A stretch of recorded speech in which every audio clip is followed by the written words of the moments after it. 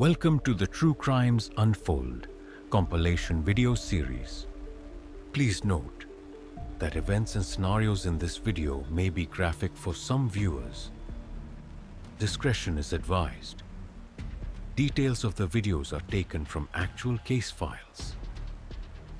Before we begin, let us know in the comments where you're listening from and what type of cases you'd like us to cover next, and we'll make sure to add them to our list.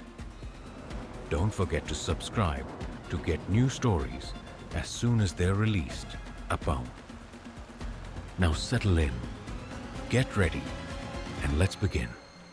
It was an ordinary summer evening in Sapporo's bustling Susukino district.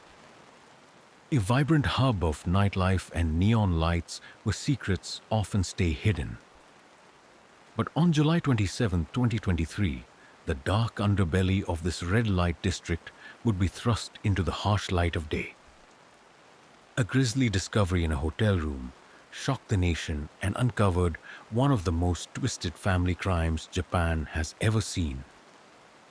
In the early hours of the morning, housekeeping staff at a mid-range hotel near the heart of Susukino stumbled upon a scene straight out of a horror film.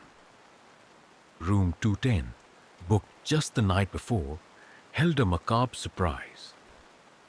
A man's lifeless body, brutally dismembered, with parts carefully wrapped and arranged as though following some sick ritual. The victim's head and left arm had been severed and placed in a suitcase, while the rest of his remains were scattered throughout the room. Blood soaked the sheets, and the metallic tang of death lingered in the air. The precision of the cuts suggested that this was no ordinary act of violence. It was cold, calculated, and deeply disturbing. "I've worked in hotels for over a decade," one staff member said, their voice trembling, "but nothing could prepare me for what I saw that day." The victim was quickly identified as 62-year-old Hitoshi Ura, a seemingly unremarkable local resident, but as investigators delved into his life, a picture of complexity and contradiction began to emerge. Hitoshi was known for his discreet visits to Susukino's entertainment establishments, where anonymity was valued and no questions were asked. Reports soon revealed that Hitoshi was a cross-dresser, a detail that both humanized him and added to the swirling mystery of his death. Was his lifestyle a motive for the crime? As investigators pieced together the puzzle, one name rose to the surface: Runa Tamura, a 29-year-old woman with no prior criminal record but a history of erratic behavior. Runa was no stranger to the Susukino nightlife. Her social media accounts painted a picture of a young woman who loved the spotlight, flaunting her glamorous outings and connections with the district's elite. But beneath the surface, Runa's life was far from perfect. Friends and acquaintances describe her as a woman plagued by mental health struggles and a strained relationship with her overbearing parents. It wasn't long before the authorities realized that this wasn't just Runa's crime. It was a chilling family affair. The Tamuras were the epitome of respectability, or so it seemed. Hiroshi and Yoko Tamura, Runa's parents, were well regarded in their quiet suburban neighborhood. Hiroshi, a retired civil servant, and Yoko, a homemaker with a passion for gardening, appeared to lead a simple, disciplined life. But the facade of normalcy quickly crumbled. Investigators found evidence suggesting that the Tamuras were not only aware of Runa's crime, but had actively aided her in covering it up. Surveillance footage revealed Hiroshi and Yoko entering the hotel with Runa, carrying bags later confirmed to contain cleaning supplies and tools. The family's complicity shocked the nation. How could two seemingly ordinary parents become accomplices to such a heinous act? What twisted bond had turned their loyalty into criminality? Piecing together the events of July 26, investigators uncovered a timeline that only deepened the mystery. Hitoshi and Runa had met earlier that evening, possibly through one of Susukino's many nightlife establishments. Witnesses reported seeing the two enter the hotel together, with Hitoshi looking relaxed and Runa carrying an air of calm that belied the horror to come. Hours later, Hitoshi was dead, and Runa was seen on surveillance footage leaving the hotel with a suitcase and a chillingly nonchalant expression. She returned home to her parents, where the full extent of the family's involvement began to unfold.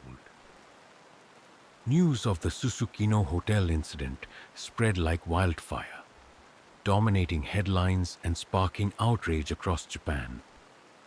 The sheer brutality of the crime, combined with the involvement of an entire family, struck a nerve in a country known for its low crime rates and emphasis on familial duty. "It's unthinkable," one commentator said during a primetime news broadcast. "This isn't just a murder, it's a betrayal of every value we hold dear." Social media erupted with speculation, theories, and outrage. Who was Runa really? What drove her to commit such an unspeakable act? And how could her parents have supported her instead of stopping her? As the investigation continued, the questions only grew. What was Runa's true relationship with Hitoshi? Was his murder premeditated, or the result of an argument turned deadly? And what role did Hiroshi and Yoko play in the crime, beyond aiding in the cleanup? Forensic evidence suggested a level of precision that raised chilling possibilities. Runa's cuts were too clean, too practiced, to be the work of an amateur. Was she acting alone, or did someone teach her these skills? The answers remain elusive, adding to the case's haunting allure. International media quickly picked up on the story, branding it as one of the most shocking cases in Japan's modern history. The combination of gruesome details, a mysterious family dynamic, and the victim's unique life made it a case that transcended borders and resonated with audiences worldwide. The Susukino hotel incident is more than just a crime, one foreign journalist remarked. It's a window into the darker corners of human behavior, places we'd rather not look but can't seem to turn away from. As police continue to unravel the mystery, the Susukino hotel incident remains a story that refuses to be forgotten. It's a chilling reminder that beneath even the most respectable facades, darkness can lurk, and that sometimes the people we trust most are capable of unimaginable acts. To the outside world, Runa Tamura was just another millennial navigating life in Japan. A young woman with aspirations, social media clout, and a seemingly normal family. But beneath her polished facade lay a mind teetering on the edge, and a family dynamic that would ultimately enable her descent into darkness. Runa Tamura was no stranger to the spotlight, at least not in her own carefully curated world. Her social media presence painted the picture of a glamorous life. Nights out in Susukino's trendy bars, expensive meals at upscale restaurants, and a closet full of designer clothes. She had all the trappings of success, but those who knew her described a far more complex individual. She was magnetic, but there was something unsettling about her. A former friend recalled. She could be charming one moment and eerily cold the next. It was like you never knew which version of her you were getting. As investigators dug deeper, they discovered a troubling history of erratic behavior. Runa had struggled with mental health issues for years, including bouts of depression and explosive anger. Friends and former colleagues recounted incidents of emotional outbursts, paranoia, and an apparent inability to maintain stable relationships. Yet, it wasn't just Runa's personality that raised red flags. It was her relationship with her parents, Hiroshi and Yoko Tamura, that added a sinister layer to her story. The Tamuras were, by all appearances, the picture of suburban respectability. Hiroshi Tamura, a retired civil servant, was known for his discipline and reserved demeanor. Yoko, his wife, was a homemaker who took pride in her meticulous gardening and spotless home. Together, they projected the image of a stable, traditional Japanese family. But behind closed doors, the reality was far different. Runa, the youngest of 3 children, was described as the golden child of the family, a status that came with both privilege and pressure. Hiroshi and Yoko doted on her to the point of enabling her worst impulses. When Runa lashed out, they excused her behavior. When she failed to take responsibility for her actions, they shielded her from consequences. She could do no wrong in their eyes, a neighbor said. Even when it was obvious she was causing trouble, they would cover for her. This dynamic only grew more toxic as Runa entered adulthood. Instead of encouraging her to stand on her own, Hiroshi and Yoko continued to provide for her financially and emotionally, creating an environment where she never had to face accountability. In their eyes, Runa's happiness and well-being were paramount, even if it meant ignoring or enabling her darker tendencies. Runa's mental health struggles were no secret to those close to her, but the extent of her issues remained hidden until after Hitoshi Ura's murder. Forensic psychologists brought in during the investigation described Runa as a volatile personality with signs of narcissistic tendencies and a lack of empathy. Her social media activity offered chilling glimpses into her mindset. While most of her posts were carefully curated to portray a life of glamour and success, there were darker moments, cryptic captions hinting at inner turmoil, late-night rants about betrayal and loneliness, and selfies with hauntingly detached expressions. One post, uploaded just weeks before the murder, read, "Some people don't deserve the life they have, but karma has its way." At the time, it seemed like just another cryptic thought. In hindsight, it felt like a forewarning. The connection between Runa Tamura and Hitoshi Ura remains one of the case's biggest mysteries. Initial reports suggested that the two met through Susukino's nightlife scene, a world where anonymity and indulgence often intertwine.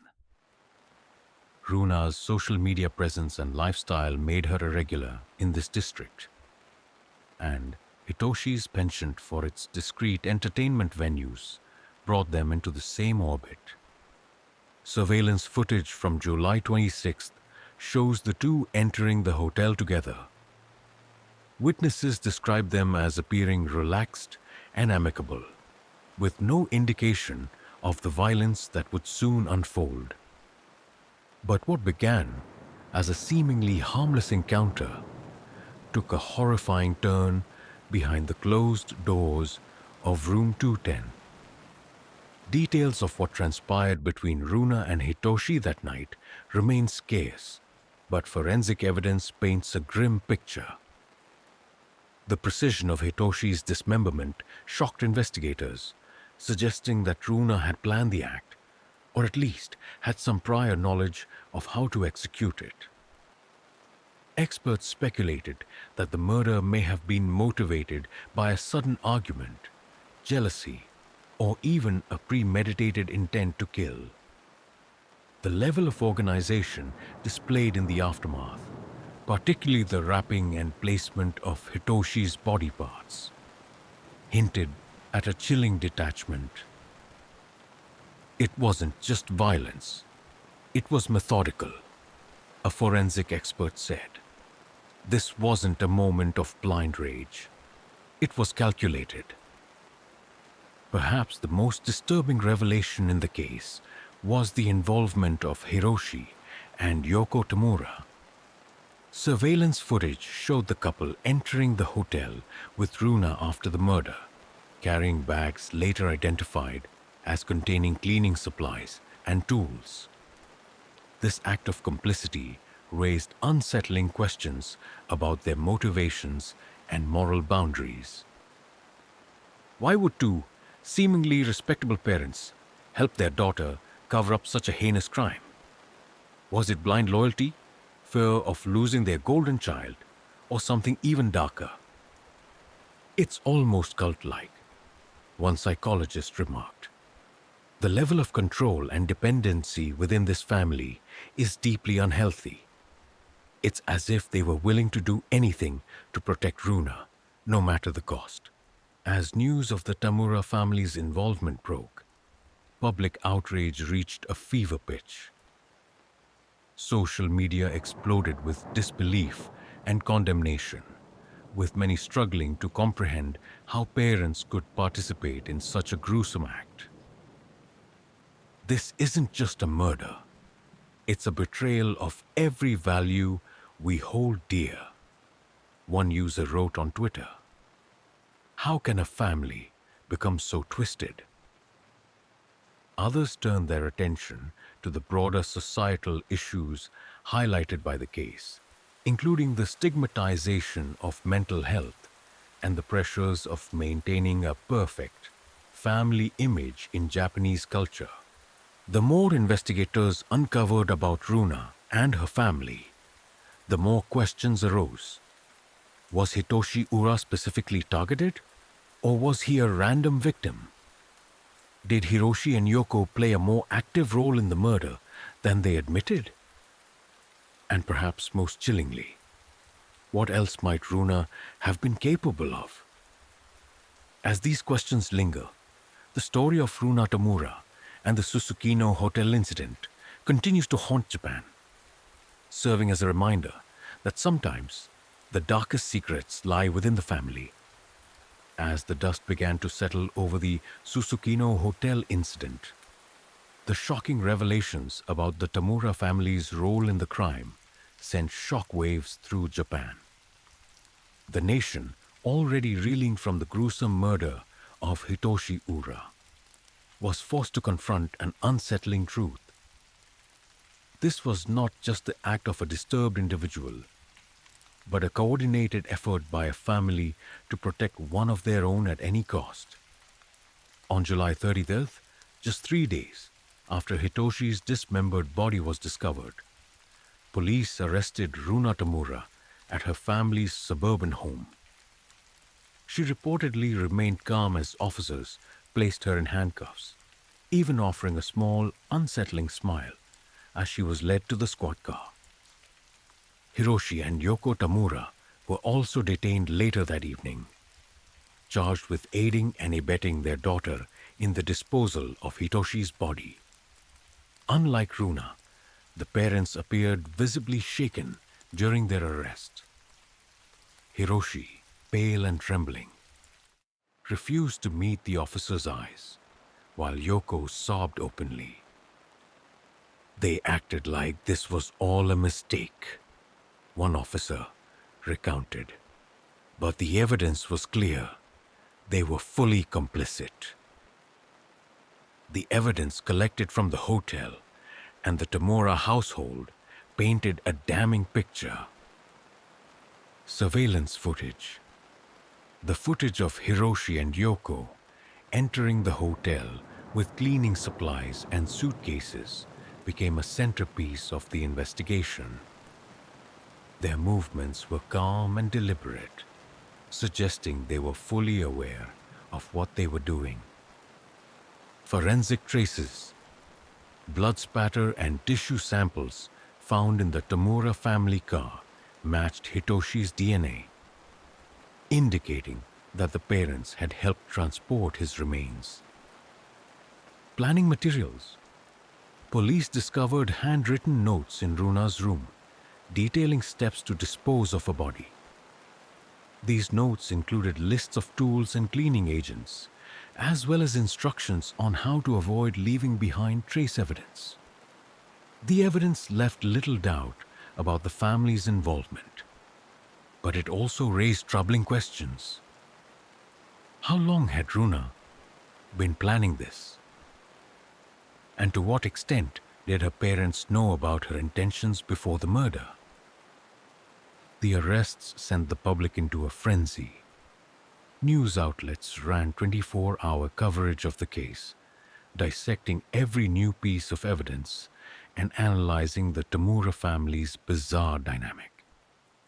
Social media platforms were flooded with outrage and disbelief, with hashtags like shows Tamura family crime and justice for Hitoshi trending for weeks. "This isn't just a murder," one commentator wrote. "It's a complete breakdown of morality and family values. How could parents enable something so horrifying?" The case became a lightning rod for discussions about mental health, parental responsibility, and the pressures of maintaining a picture-perfect image in Japanese society. Many saw the Tamura family's actions as emblematic of deeper cultural issues, including the stigma surrounding mental illness and the dangers of prioritizing appearances over accountability. The trial of the Tamura family began in early 2024 and quickly became one of the most watched legal battles in Japanese history. The prosecution presented a meticulous timeline of events, highlighting the family's calculated efforts to cover up the crime. Graphic images and forensic evidence were shown in court, leaving the jury and spectators visibly shaken. Runa's defense team argued that she suffered from severe mental illness, claiming that her actions were driven by psychosis and an inability to control her impulses. They painted a picture of a young woman failed by the system, with her parents stepping in not out of malice, but desperation to protect their daughter. Hiroshi and Yoko's defense centered on claims of coercion. The couple testified that Runa had threatened them into helping her, exploiting their fear and love to ensure their compliance. "She was our daughter," Yoko tearfully told the court. "We didn't know what else to do." When Runa took the stand, her testimony sent chills through the courtroom. Speaking in a calm and composed manner, she described her actions with an eerie detachment. She admitted to killing Hitoshi, claiming he had provoked her, though she refused to elaborate on what that meant. Her lack of remorse was palpable. At one point, when asked if she regretted her actions, Runa shrugged and replied, "He got what he deserved." The courtroom fell silent, the weight of her words sinking in. For many, this was the moment that cemented her as a figure of both horror and fascination. A young woman who embodied the darkest depths of human behavior. After months of deliberation, the jury reached its verdict in May 2024. Runa was found guilty of premeditated murder and sentenced to life imprisonment without the possibility of parole. Her parents, Hiroshi and Yoko, were convicted of aiding and abetting the crime, receiving sentences of 15 and 12 years. respectively. The verdict brought some closure to Hitoshi Ura's family, who had attended every day of the trial. "We're grateful for justice," Hitoshi's sister said outside the courthouse. "But no sentence will ever bring my brother back."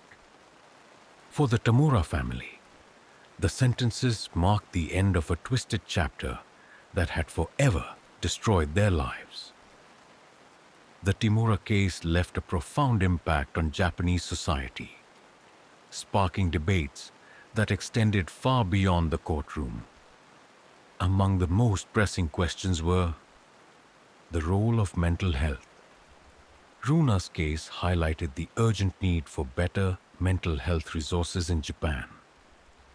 Advocacy groups called for increased funding, education, and destigmatization efforts to ensure that individuals like Runa receive help before it's too late. Parental responsibility. The actions of Hiroshi and Yoko raised difficult questions about the extent to which parents should be held accountable for their children's behavior. Were they victims of manipulation or enablers of a crime? Societal pressures. The case exposed the dark side of Japan's cultural emphasis on harmony and appearances, prompting calls for a more open and supportive society. "These are issues we can't ignore," one sociologist said.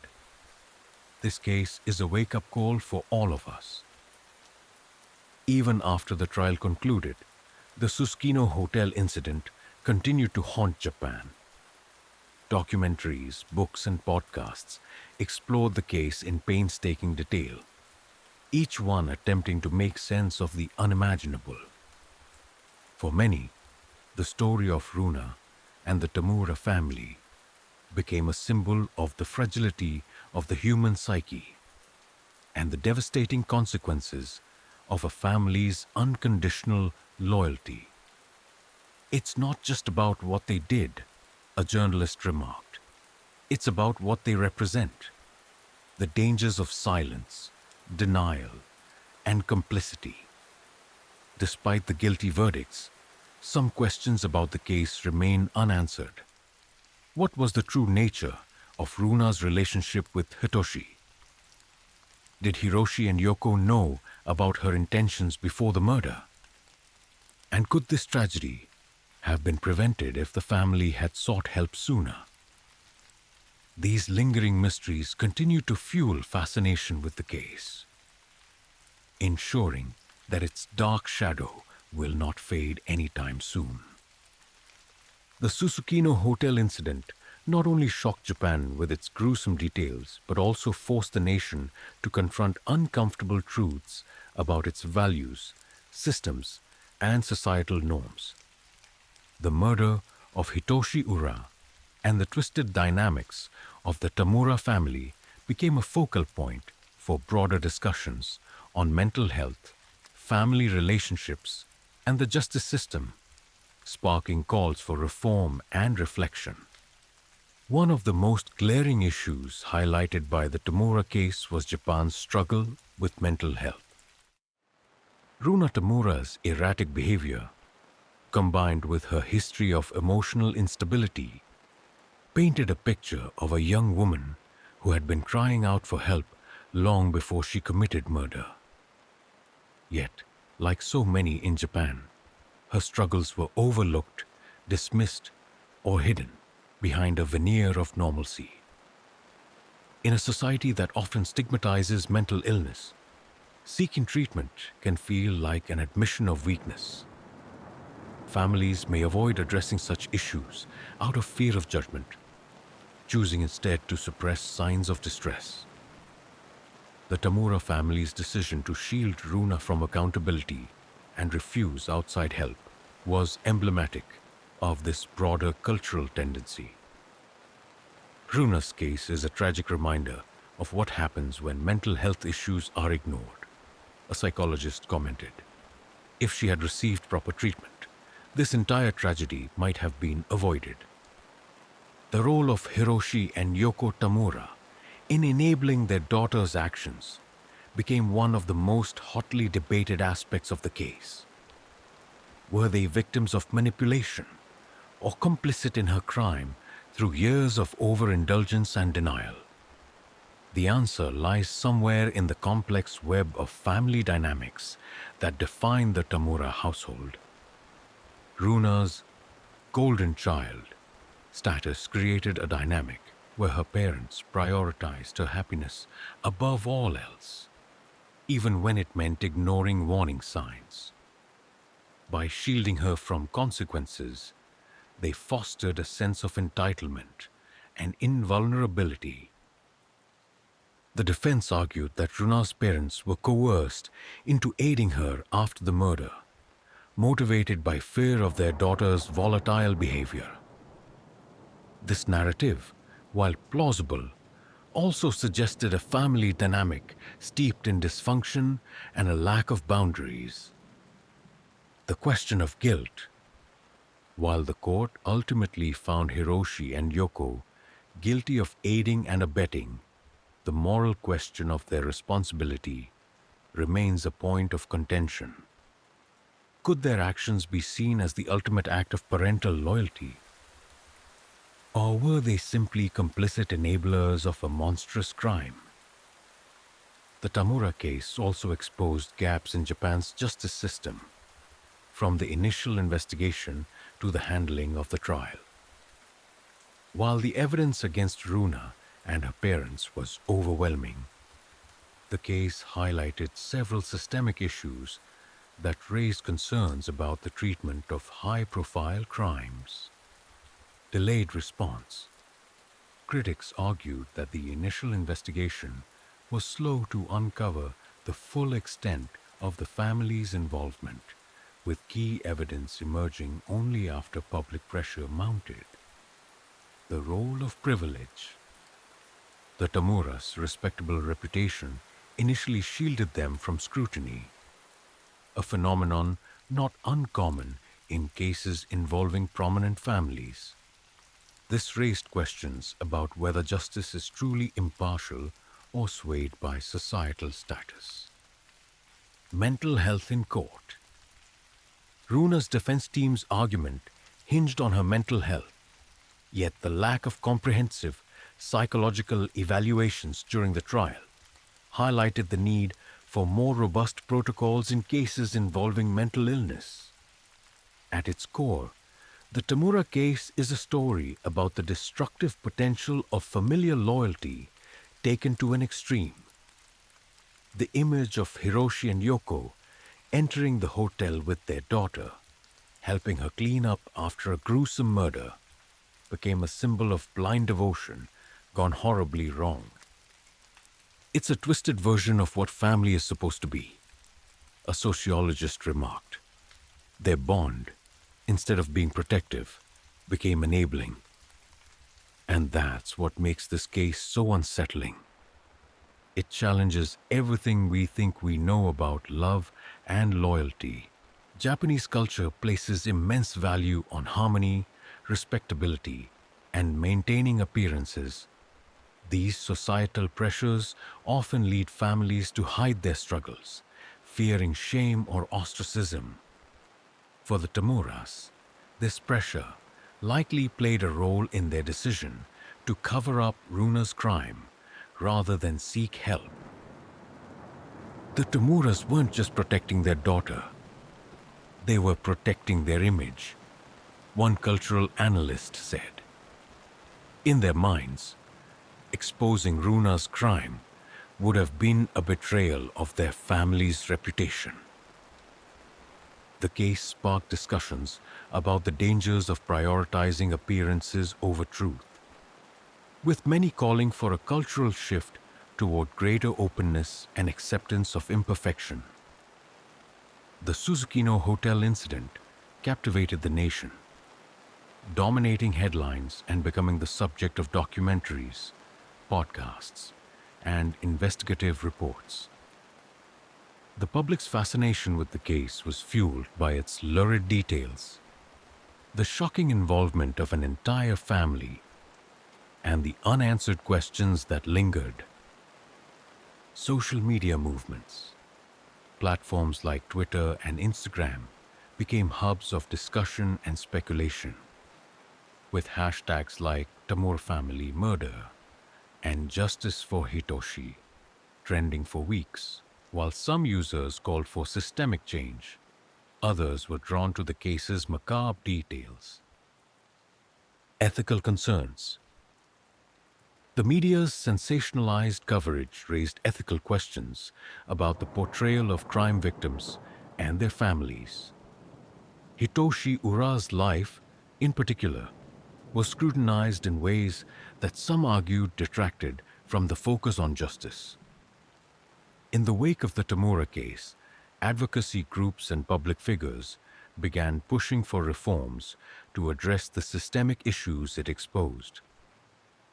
Among the key proposals were improved mental health resources, increased funding for mental health services, public awareness campaigns to reduce stigma, and school-based programs to identify and support at-risk individuals. Parenting education. Initiatives to teach parents about healthy boundaries, conflict resolution, and the importance of holding children accountable for their actions. Judicial transparency. Reforms to ensure that all cases, regardless of the social status of those involved, are investigated and prosecuted with equal rigor. These changes won't bring Hitoshi back, one advocate said, but they can help prevent another tragedy like this. Beyond the immediate reforms, the Tamura case sparked a broader cultural reckoning in Japan. It forced the nation to confront the darker aspects of its values and norms, from the stigma surrounding mental illness to the dangers of prioritizing appearances over truth. This case isn't just about one family, a cultural critic wrote.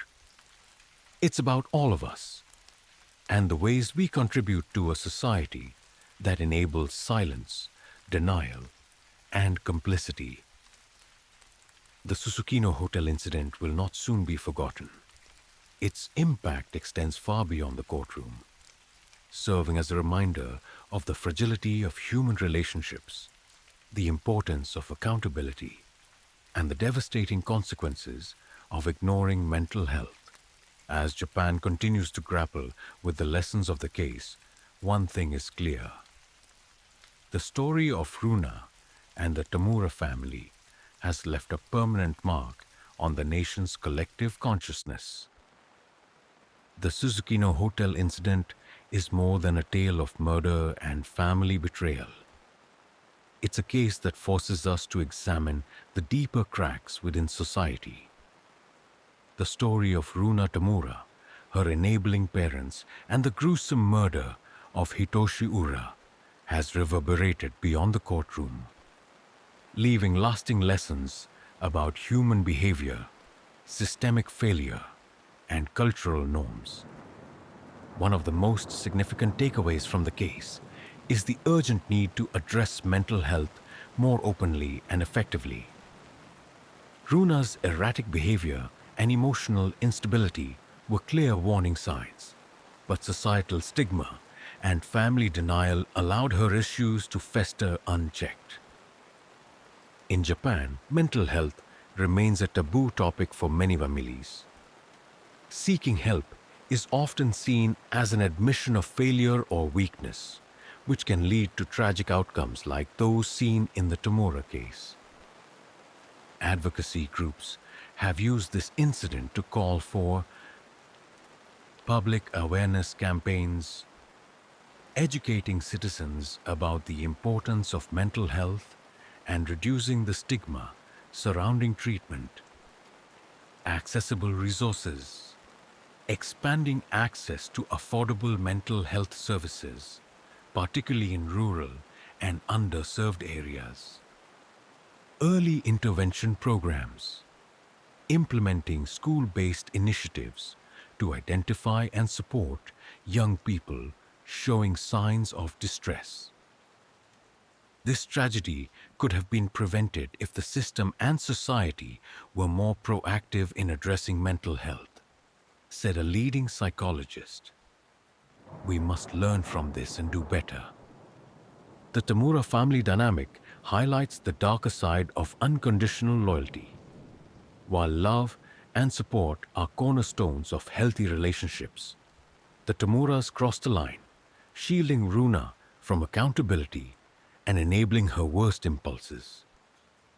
This case sparked important conversations about the responsibilities of parents and the limits of familial loyalty. Accountability versus protection. At what point does protecting a loved one become harmful? The Tamura's actions, though rooted in misguided love, ultimately caused greater harm to everyone involved. The role of boundaries. Experts have stressed the importance of setting clear boundaries in family relationships. By prioritizing Runa's happiness over her personal growth and accountability, Hiroshi and Yoko unintentionally contributed to the tragedy. Parenting education. The case has inspired calls for greater resources and support for parents, including workshops on conflict resolution, mental health awareness, and the importance of accountability. This isn't just about the Tamuras, a sociologist commented. It's about recognizing the ways in which our own families might prioritize loyalty over responsibility and the dangers that can create. The Susukino Hotel incident also exposed the ways in which privilege can skew justice. Initially, the Tamura's respectable image and social standing shielded them from scrutiny, delaying the investigation and sparking public outrage. Critics have used the case to call for reforms aimed at leveling the playing field within the justice system. Equal treatment, ensuring that all suspects, regardless of social status, are investigated with the same rigor and impartiality. Judicial transparency, requiring law enforcement and judicial bodies to communicate more openly with the public, particularly in high-profile cases. Bias training, implementing training programs for law enforcement to address unconscious biases that may affect investigations. These are systemic issues, not just isolated problems, a legal expert said. The Timura case has given us a lens to examine the ways privilege impacts justice and a chance to make meaningful change. The case also forced Japan to confront its cultural norms, particularly the emphasis on maintaining appearances and avoiding conflict. For many families, the fear of shame or ostracism leads to silence and denial, even in the face of serious issues. The Tamura's decision to shield Runa rather than seek help reflects this cultural tendency, and their story has become a catalyst for calls to encourage vulnerability, creating a culture where families feel safe discussing their struggles without fear of judgment. Redefine success, moving away from the pressure to maintain a perfect image and toward a focus on authenticity and emotional well-being. Promote community support, strengthening community resources and networks to help families navigate challenges without feeling isolated. This case isn't just about one family. It's about the cultural pressures that shape their actions, a cultural critic remarked. We need to create a society that values truth and support over silence and shame.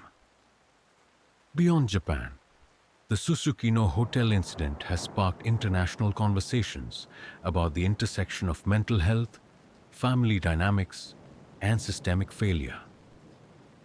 The case has been featured in documentaries, podcasts, and investigative articles, each offering unique perspectives on its broader implications. Global mental health awareness. Advocacy groups worldwide have used the case to highlight the universal challenges of addressing mental illness, particularly in cultures that stigmatize vulnerability. Parental responsibility. Debates. The Tamura's complicity has resonated with audiences globally, sparking debates about the role of parents in shaping and supporting their children's behavior. Justice system comparisons. The case has drawn attention to similar issues in other countries, encouraging cross-cultural discussions about privilege, accountability, and reform. This story has reached beyond borders, one journalist wrote. It's a reminder that the lessons of tragedy can resonate universally, offering insights and opportunities for change. Amid the focus on the Tamura family, it's important not to lose sight of Hitoshi Ura, the man whose life was brutally cut short. Hitoshi's story, his struggles, his joys, and the complexities of his life has been overshadowed by the sensationalism surrounding his death. Advocates have called for greater respect and focus on victims in true crime narratives, emphasizing the need to honor their lives rather than reduce them to plot points in a larger story. Hitoshi was more than just a victim, his sister said in a tearful interview. He was a kind, creative, and loving person. That's how we want him to be remembered. The lessons of the Susukino Hotel incident are clear. We must do more to address mental health, support families, and ensure justice for all. The case has inspired a wave of advocacy and reform efforts, but the work is far from over. For many, the tragedy serves as a reminder of the fragility of human relationships and the importance of confronting difficult truths. It's a story that challenges us to ask hard questions about ourselves, our families, and the systems we rely on. While the Susukino Hotel incident is a dark chapter in Japan's history, it has also become a catalyst for growth and reflection. Through the pain and horror of the case, opportunities for change have emerged, offering hope that such tragedies can be prevented in the future. This isn't just a story about a crime, one advocate said. It's a story about the changes we can make, individually and collectively, to create a better, safer world. The Susukino Hotel incident is more than a shocking crime. It's a mirror reflecting the vulnerabilities of our society, the complexities of family dynamics, and the importance of systemic reform. While the legal battle has concluded, the lessons of the case remain as relevant as ever, challenging Japan and the world to confront uncomfortable truths and chart a path toward change. The Tamura family story is one of love turned toxic, loyalty misplaced, and the devastating consequences of enabling destructive behavior. For Hiroshi and Yoko Tamura, their unconditional support for Runa became their undoing, as their willingness to protect her at all costs led to their incarceration and the irrevocable loss of their family unit. What drove two seemingly ordinary parents to such extreme measures? Psychologists have pointed to a phenomenon known as pathological parenting, where a parent's identity becomes so enmeshed with their child's that they lose the ability to make rational decisions. In the Tamura's case, This dynamic was exacerbated by societal pressures to maintain a perfect facade and their own fear of confronting Runa's darker side. This family didn't just implode, it self-destructed. A family therapist commented, "It's a heartbreaking reminder of how unaddressed dysfunction can spiral out of control." Amid the media frenzy surrounding the Tamura family, it's essential to remember Hitoshi Ura, the man whose life was brutally stolen. Hitoshi's story is one of resilience and individuality, a man who found joy and expression in his unique lifestyle despite societal judgment. Friends and family have described Hitoshi as a kind and gentle soul, someone who valued creativity and connection.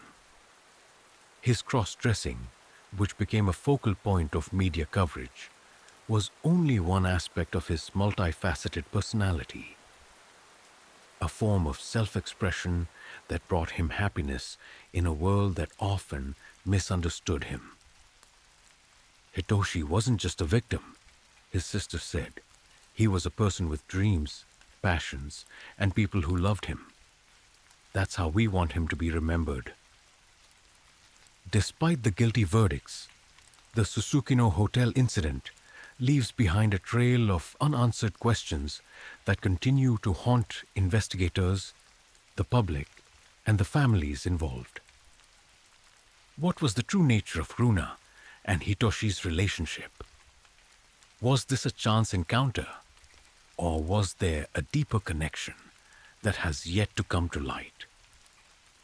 Did Hiroshi and Yoko know about Runa's intentions before the murder? While they claim to be coerced into helping her, some evidence suggests they may have been aware of her plans beforehand. Could this tragedy have been prevented? Would earlier intervention in Runa's mental health struggles have changed the course of events? These lingering mysteries add to the case's haunting legacy, ensuring it remains a subject of fascination and debate for years to come. The Susukino Hotel incident has left an indelible mark on Japanese society, highlighting systemic flaws and cultural challenges that demand attention. Among the key lessons are mental health support. The case underscores the urgent need for accessible mental health resources and greater public awareness to reduce stigma and encourage early intervention. Parenting with accountability. The Tamura family's actions serve as a cautionary tale about the dangers of enabling destructive behavior. Educating parents on setting boundaries and fostering independence is essential. Judicial impartiality. The initial delays in investigating the Tamuras highlight the need for equal treatment under the law, regardless of social status or reputation. This case isn't just about a crime. It's about the systems and values that allowed it to happen. A cultural analyst said, "We need to learn from this if we want to prevent similar tragedies in the future." The intense media coverage of the Susukino Hotel incident has been both a blessing and a curse. While it brought attention to important societal issues, it also risked sensationalizing the story, particularly in its portrayal of Hitoshi and his lifestyle. Critics have called for more ethical reporting in true crime cases, emphasizing the need to balance public interest with respect for victims and their families. We need to remember that these are real people, not characters in a drama, a journalist remarked. Their humanity should never be lost in the pursuit of a headline. Beyond Japan, the case has resonated with audiences worldwide, sparking discussions about universal themes such as mental health, family dynamics, and the influence of privilege on justice. Documentaries, podcasts, and social media campaigns have amplified these conversations, ensuring that the lessons of the Tamura case reach far beyond its immediate context. This story is a wake-up call for all of us, an international advocate said. It's a reminder that the issues it highlights, mental health, systemic inequities, and the fragility of relationships, are not confined to one country. They're global challenges that require global solutions. While the Suzukino Hotel incident is a dark chapter in Japan's history, it has also become a catalyst for growth and reflection. Advocacy groups, policymakers, and community leaders have used the case to push for reforms that could create a safer, more compassionate society.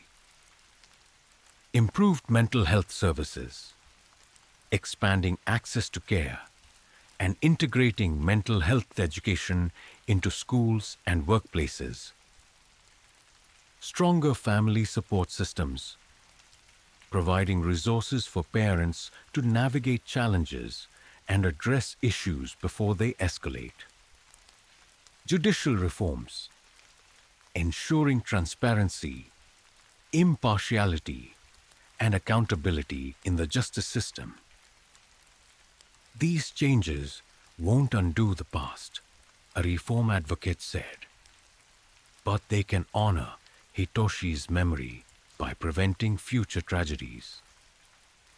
The Susukino Hotel incident is a story of contrasts, light and darkness, love and betrayal, hope and despair. It's a story that challenges us to confront the complexities of human behavior and the flaws in the systems we rely on. Most importantly, it's a story that demands action, not just reflection. As Japan and the world move forward, the lessons of the Tamura case will continue to shape conversations, inspire change, and remind us of the importance of addressing our shared vulnerabilities. Through its pain and horror, the Susukino Hotel incident has left a legacy that will not be forgotten. The legal chapter of this case may be closed, but its story is far from over. The lessons it offers and the questions it raises will echo for generations to come. In the bustling streets of Bangkok, where life moves as fast as the motorbikes weaving through traffic, one young woman's absence became a void felt across social media. Tuzar Ong, affectionately known as Sa, was more than just a rising TikTok star. She was a beacon of hope and positivity for thousands. But on a seemingly ordinary day in August 2023, Sa vanished without a trace, leaving her followers and loved ones in a state of shock and despair. So wasn't your average TikTok influencer. Born in Myanmar and working in Thailand as a migrant laborer, she embodied resilience and determination. Her cheerful personality, infectious dance routines, and heartfelt stories about navigating life in a foreign country resonated with her growing audience. For many, Sa was more than an entertainer. She was an inspiration. She always lit up the room, a close friend recalled. Her smile could make you forget your worries. That's why her disappearance was so hard to comprehend. Sa's online presence was a stark contrast to the harsh realities she faced as a migrant worker. Through her content, she brought joy to others while silently enduring the challenges of a life far from home. But behind the scenes, a storm was brewing, one that would change everything. On August 1st, Sa left her apartment for what should have been an ordinary outing. Dressed in her usual colorful attire and carrying her signature phone tripod, she told friends she was heading out to meet someone. That was the last time anyone saw her alive. When Sa failed to return home that evening, her friends grew worried. calls to her phone went unanswered, and her usually active TikTok account fell eerily silent. By the next morning, panic had set in. Sa's friends reported her missing to the authorities. But in a city as vast and chaotic as Bangkok, finding one missing person felt like searching for a needle in a haystack. As days turned into weeks, Sa's disappearance became a haunting mystery. Her friends plastered posters across the city and shared frantic pleas for information online. The hashtag The Finzer began trending, drawing attention from both her followers and strangers who were captivated by her story. Local news outlets picked up the case, framing it as a heartbreaking tale of a young woman whose light had been extinguished too soon. But even as public interest grew, tangible leads were frustratingly scarce. It was as if Sa had vanished into thin air. Behind the scenes, her loved ones clung to hope. She wouldn't just leave like this, her roommate insisted. Something must have happened to her. As investigators dug deeper, a troubling picture began to emerge.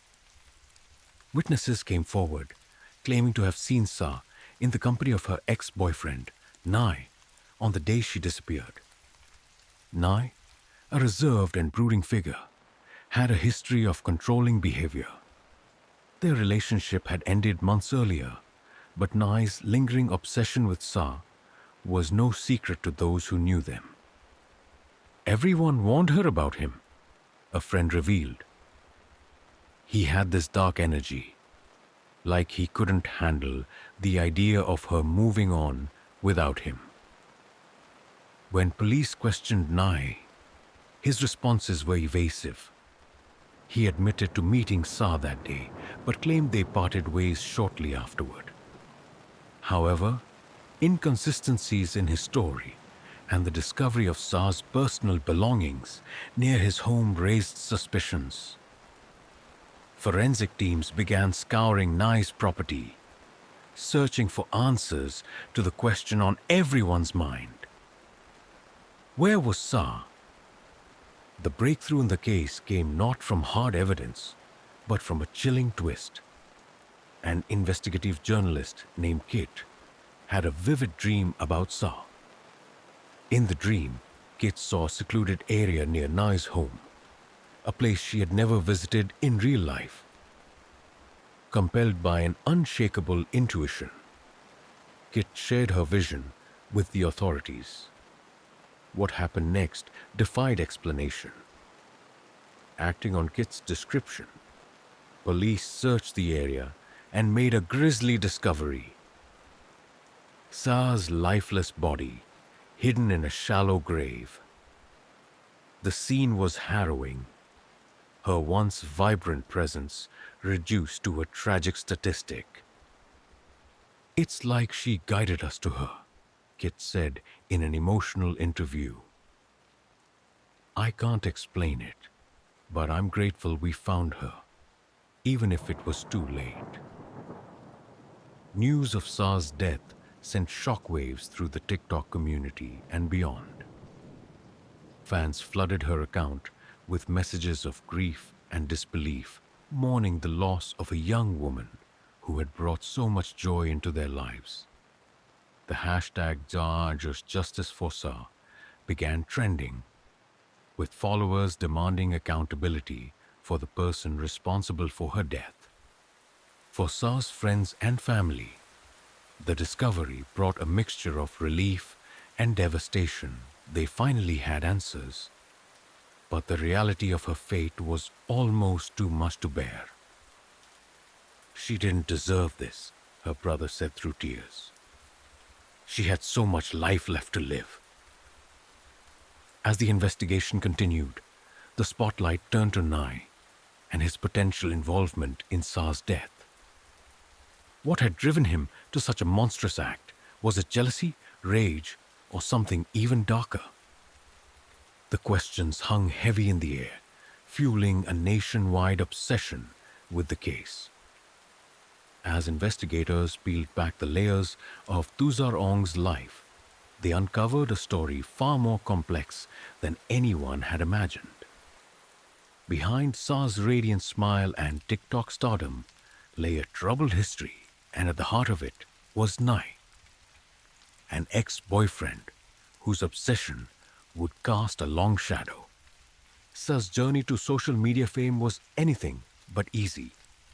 Born into a modest family in Myanmar, she moved to Thailand in search of better opportunities. Like many migrant workers, Sa faced long hours, low pay, and societal prejudice. But through it all, she found solace in her creativity.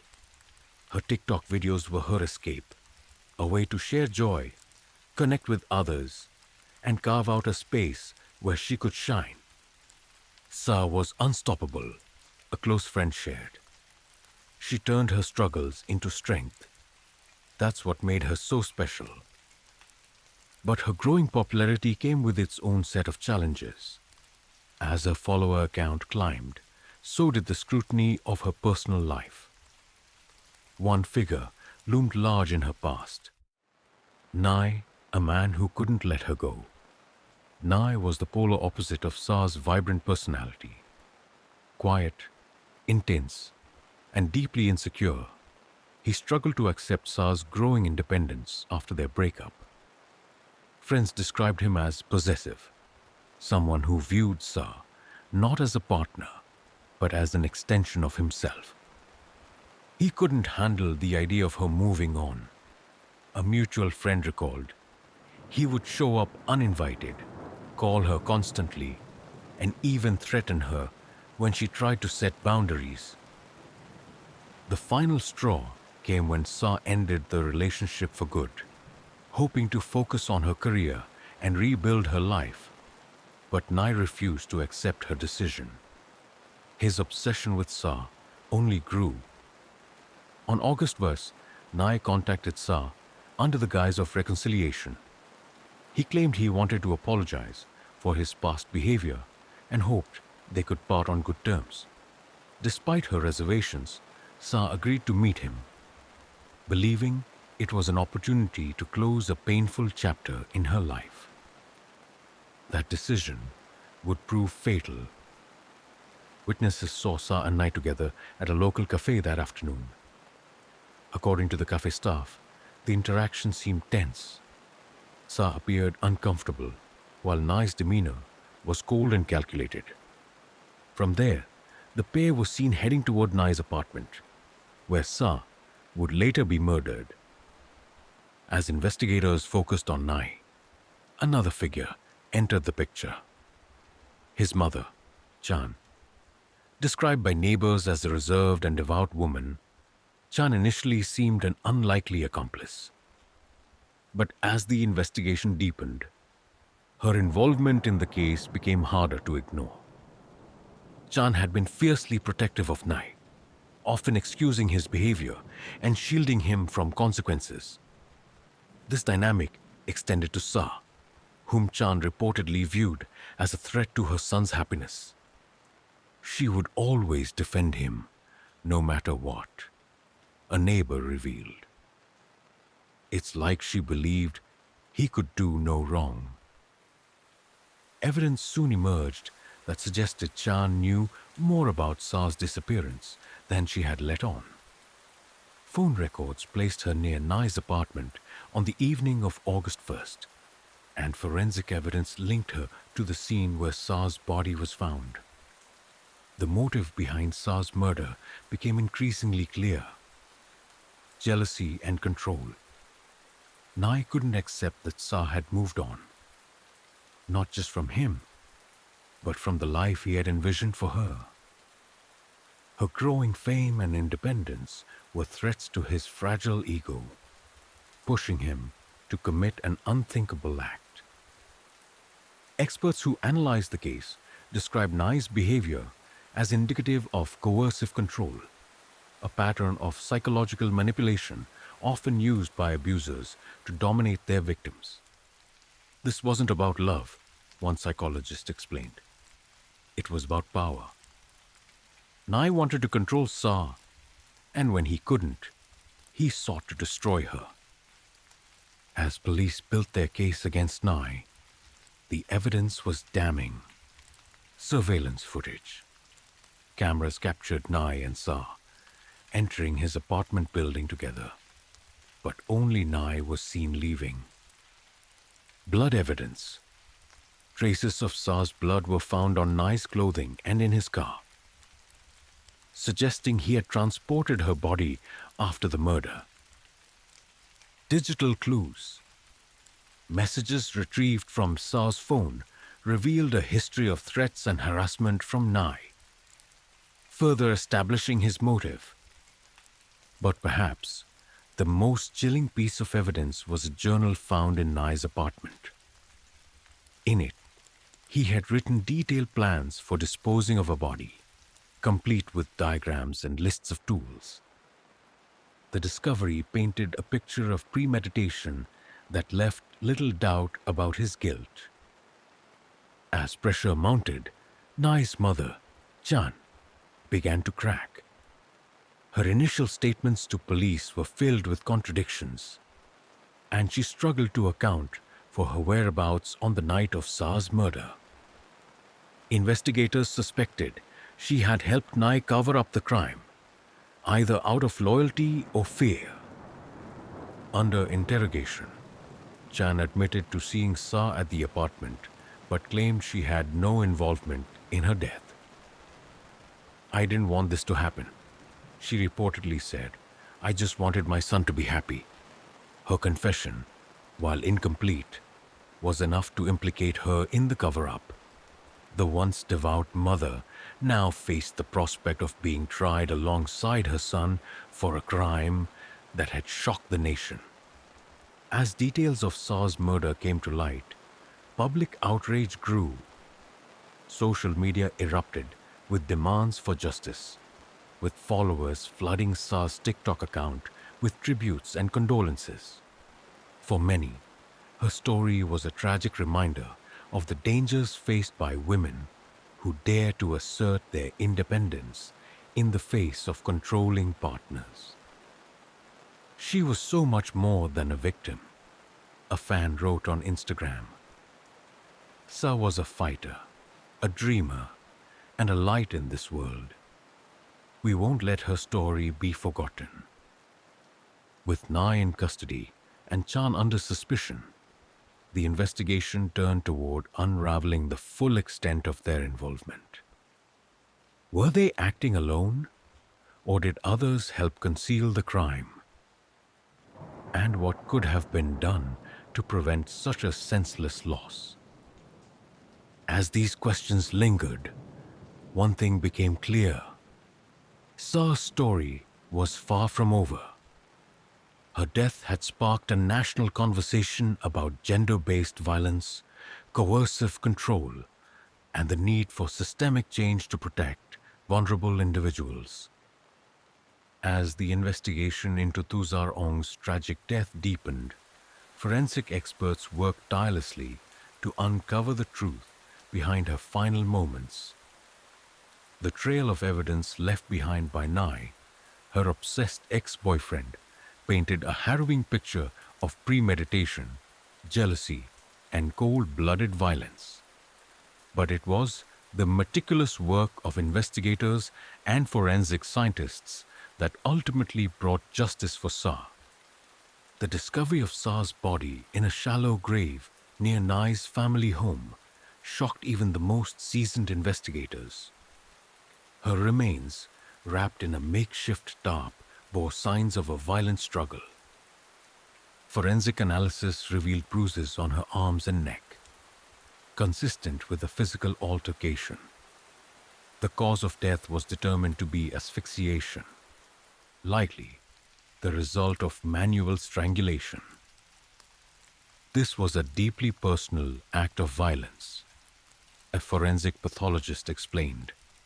The injuries suggest a level of rage and control that points directly to the perpetrator's mindset.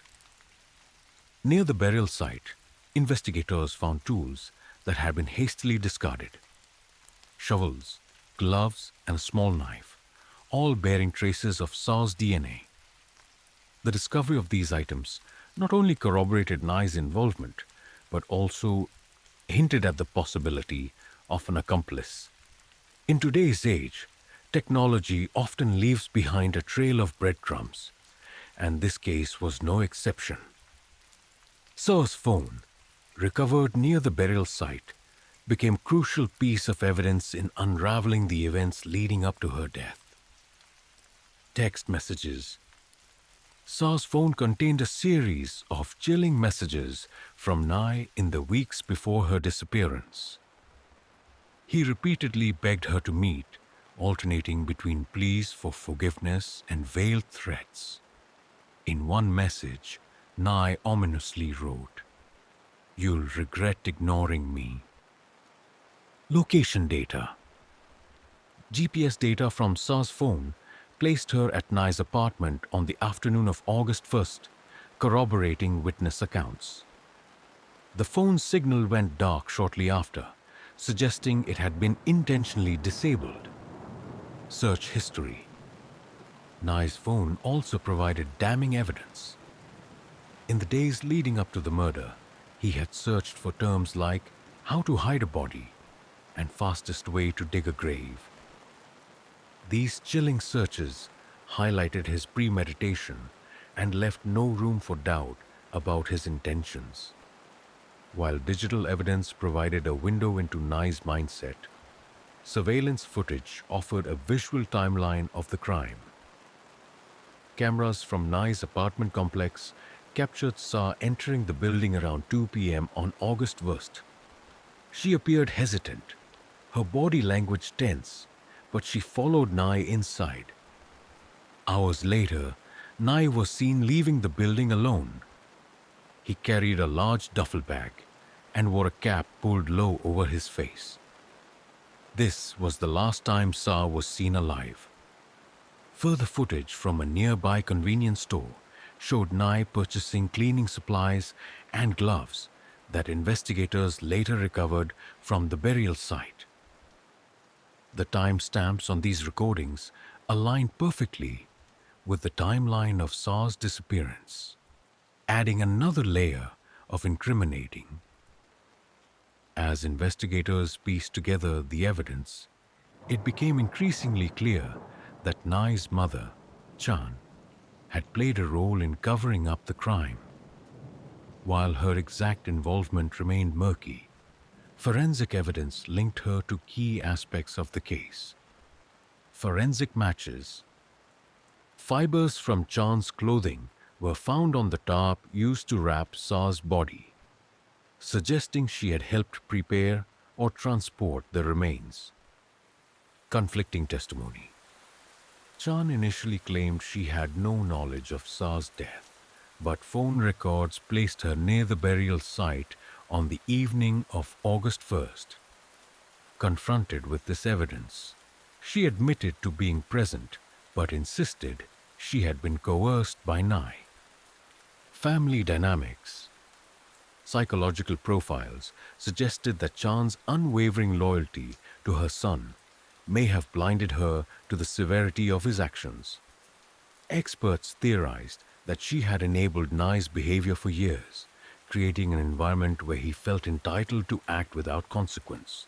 Under mounting pressure from the overwhelming evidence, Nye eventually confessed to the murder. In a cold and detached tone, he described how he had lured Sa to his apartment under the pretense of reconciliation. When she attempted to leave, he claimed, he lost control. "I didn't mean for it to happen," Nye told investigators.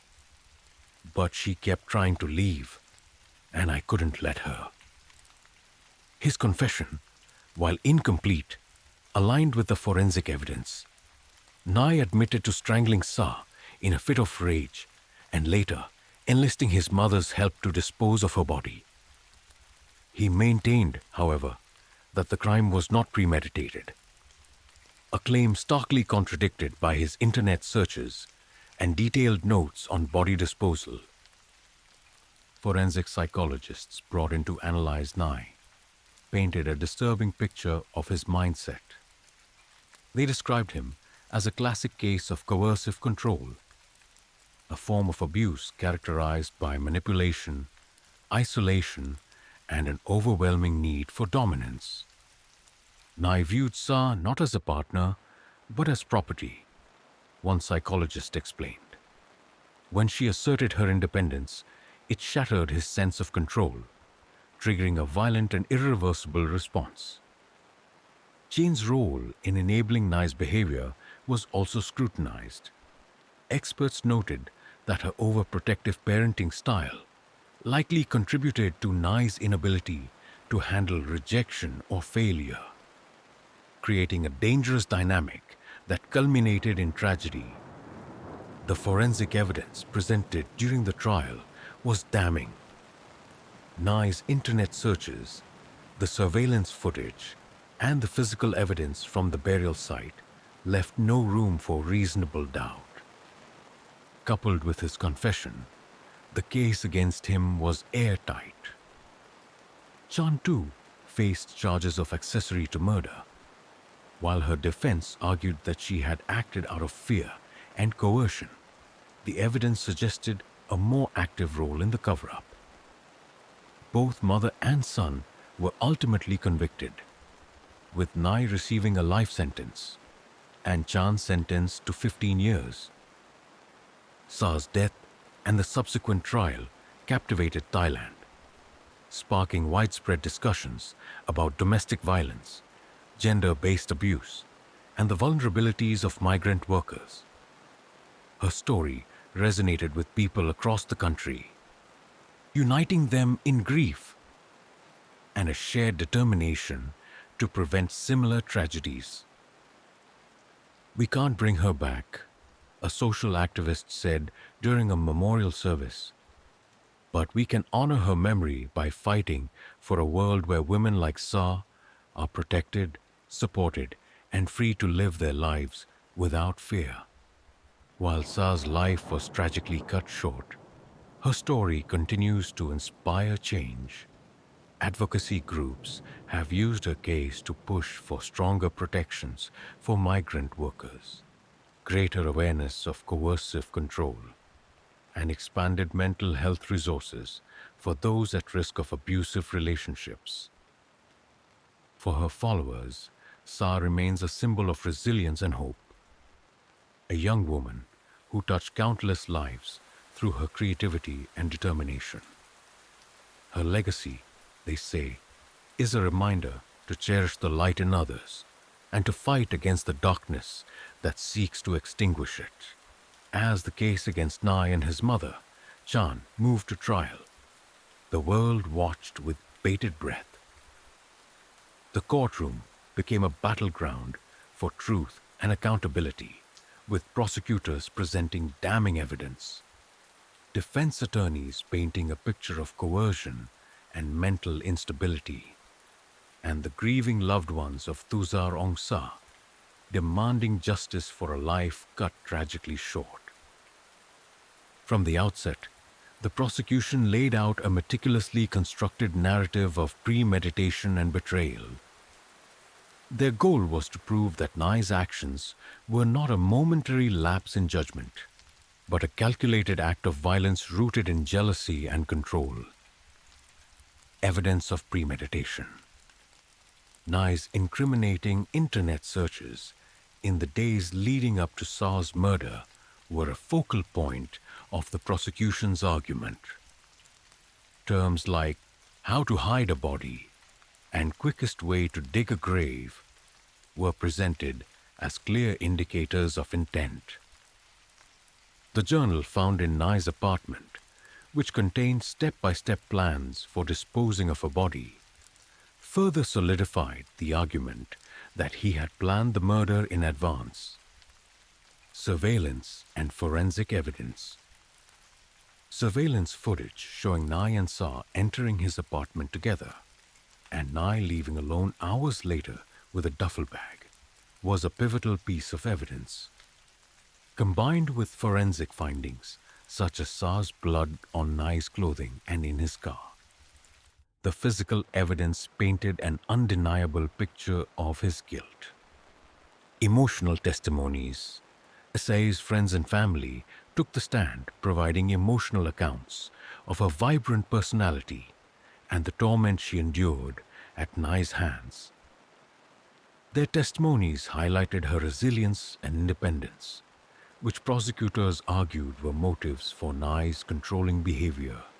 Nai's defense team faced an uphill battle, but they sought to create reasonable doubt by portraying him as a troubled individual, acting out of emotional instability rather than calculated malice.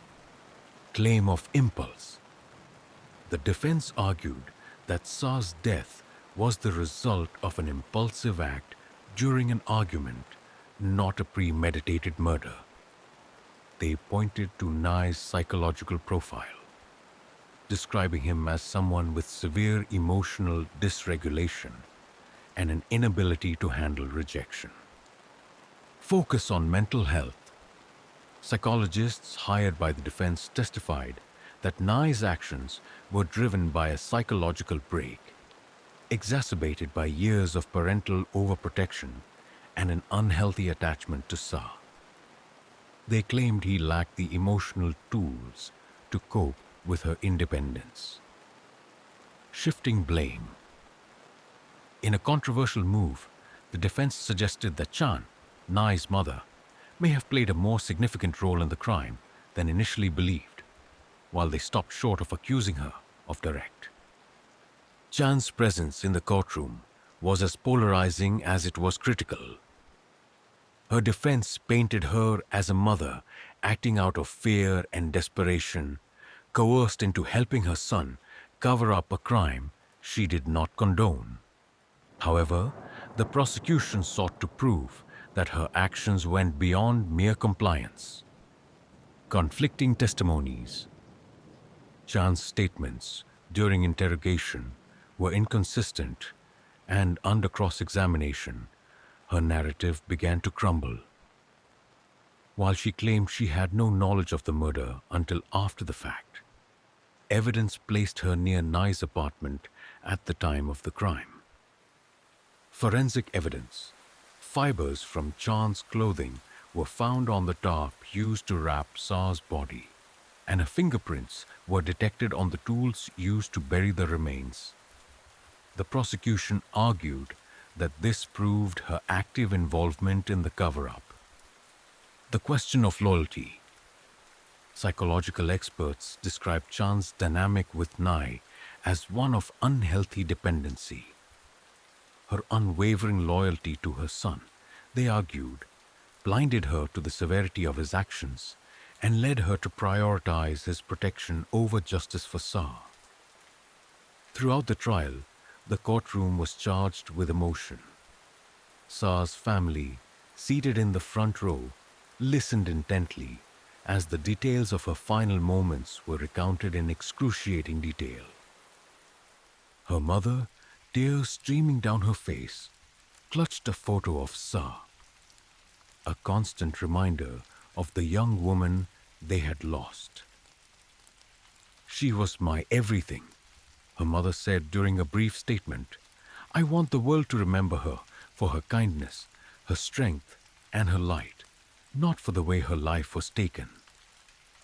For Sa's fans and supporters, the trial became a rallying cry for justice. Crowds gathered outside the courthouse daily, holding signs with messages like "Mass Justice for Sa" and "Stop Gender Violence," demanding accountability for the crime and systemic change to protect women from similar fates. After weeks of testimony, evidence, and emotional appeals, the jury reached a unanimous verdict. Nai was found guilty of first-degree murder and sentenced to life in prison without the possibility of parole. The judge described his actions as an egregious violation of trust and humanity, emphasizing the premeditated nature of the crime. Chan, meanwhile, was convicted of being an accessory to murder and received a 15-year sentence. While the court acknowledged her claims of coercion, the evidence of her active participation in the cover-up ultimately outweighed her defense. The sentences brought a measure of closure to Sa's family, though the pain of her loss remained. "This is not the justice we wanted," her brother said outside the courthouse. "But it's the justice we have." The trial's conclusion marked a turning point in Thailand's conversation about domestic violence, coercive control, and the vulnerability of migrant workers. Advocacy groups used the case as a platform to push for stronger protections and systemic reforms. Domestic violence awareness. Say's story highlighted the dangers of coercive control, a form of abuse often overlooked in discussions of domestic violence. Campaigns aimed at educating the public about this issue gained significant traction, with calls for better legal protections for victims. Migrant worker rights. As a migrant worker, Say's story resonated with many others in similar positions, drawing attention to the unique challenges and vulnerabilities faced by this community. Activists demanded improved labor protections, access to mental health resources, and greater societal support for migrant workers. Cultural reflection. The case also sparked a broader conversation about societal attitudes toward gender and power. For many, Essay's death was a wake-up call about the need to challenge patriarchal norms and create a culture of respect and equality. While the trial brought justice to Sa's family, her story continues to inspire change. Her life, though tragically short, left a lasting impact on those who knew her and the countless others who followed her journey online. She was more than just a victim, one fan wrote on social media. She was a symbol of hope, resilience, and the power of community. Her light will never be forgotten. The trial of Nayan Chan may have ended, but the story of Tuzar Ong is far from over. Her death serves as a stark reminder of the dangers faced by women in abusive relationships and the systemic gaps that allow such tragedies to occur. But it also represents the strength of a community, united in grief and determination, fighting to ensure that Sa's legacy will be one of change, justice, and hope. Tuzar Ong's death was more than a personal tragedy. It was a cultural reckoning. Her case sent shockwaves through Thailand and beyond, sparking conversations about domestic violence, societal pressures, and the vulnerabilities faced by women and migrant workers. Sa's story became a catalyst for change, pushing individuals, communities, and policymakers to confront uncomfortable truths and take meaningful action. Say's murder shed light on the pervasive issue of domestic violence, particularly the insidious form of abuse known as coercive control. While physical abuse often garners immediate attention, coercive control, marked by manipulation, intimidation, and domination, remains less understood but equally damaging. Awareness campaigns. Advocacy groups seized on Say's story to launch nationwide awareness campaigns. Billboards, social media posts, and public service announcements emphasized the warning signs of coercive control, such as isolating a partner from friends and family, or using emotional blackmail to maintain power. Legal protections. Essay's case exposed gaps in Thailand's legal framework for addressing domestic violence. Activists called for expanded definitions of abuse to include non-physical forms of control, as well as stronger penalties for perpetrators. Community support. Organizations began offering workshops and resources to help individuals recognize and escape abusive relationships. Helplines reported an increase in calls from women seeking advice, many of whom cited Sa's story as their inspiration to seek help. As a migrant worker, Sa's story also highlighted the unique challenges faced by individuals navigating life in a foreign country. While her social media success made her a public figure, her experiences were emblematic of the struggles endured by countless others. Economic exploitation. Essa, like many migrant workers, took on low-paying jobs with long hours and little security. Her aspirations to build a better life through her TikTok platform resonated with others who faced similar barriers to success. Social vulnerabilities. Migrant workers are often isolated from support systems, making them particularly vulnerable to exploitation and abuse. Say's death sparked calls for greater protections, including access to legal aid, housing support, and mental health resources. Policy reforms. Advocacy groups pushed for changes to labor laws, including better enforcement of workplace protections and pathways to citizenship for long-term migrants. SA's case became a rallying cry for ensuring that no one is left unprotected, regardless of their background. At its core, Sa's story was about power and control, issues deeply rooted in patriarchal norms that perpetuate gender inequality. Her death became a wake-up call for Thailand to examine and challenge these societal structures. Education and outreach. Schools and community organizations began incorporating lessons on gender equality and healthy relationships into their programs. SA's story was often used as an example to spark dialogue among young people about the dangers of toxic masculinity and the importance of mutual respect. Empowering women. Women's organizations used SA's case to advocate for greater representation in leadership positions, both in government and the private sector. The belief was clear: empowering women is key to dismantling systems of inequality. Public discourse. Saw's story fueled conversations in media and popular culture about the intersection of gender, power, and violence. From television dramas to online forums, her case became a touchstone for discussing the changes needed to create a more equitable society. Social media was both a platform for Saw's success and a tool for seeking justice in the wake of her death. The same digital space that helped her connect with thousands of followers also became a rallying point for those demanding accountability.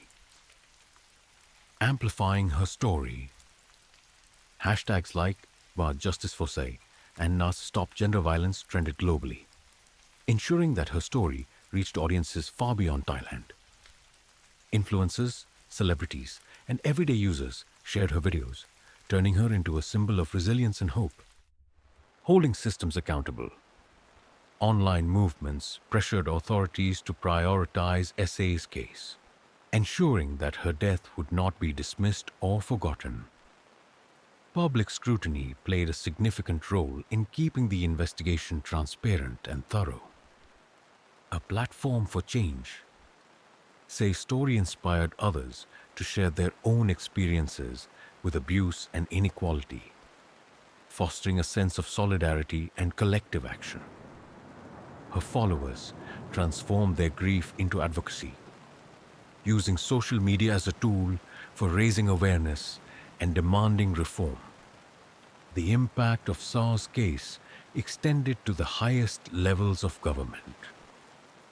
Policymakers. under pressure from advocacy groups and the public, began taking steps to address the systemic issues her story brought to light. Legislative changes.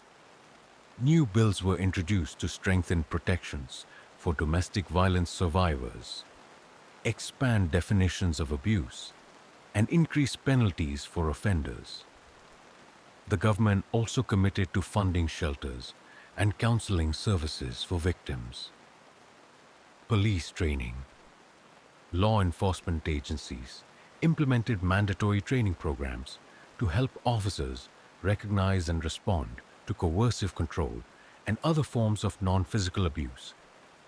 These measures aim to ensure that future cases would be handled with greater sensitivity and urgency. Support for migrant workers. Say's case highlighted the need for better protections for migrant workers, leading to the establishment of new support centers and the creation of a hotline specifically for reporting exploitation and abuse. Beyond policy changes, Say's story sparked a broader cultural shift in how Thailand approaches issues of gender, power, and abuse. Her life and legacy challenge societal norms, inspiring individuals to reflect on their own roles in perpetuating or dismantling inequality. Inspiring action. Sage's followers, many of whom were young women, took her story as a call to action. From organizing awareness events to volunteering with advocacy groups, they found ways to honor her legacy by fighting for change. Reframing the narrative. In the aftermath of her death, Sa was remembered not just as a victim, but as a trailblazer who defied the odds and brought joy to countless lives. Her story became a testament to the power of resilience and the importance of standing up against injustice. A legacy of hope. Sa's life, though tragically short, left an enduring impact on those who knew her and those who followed her journey.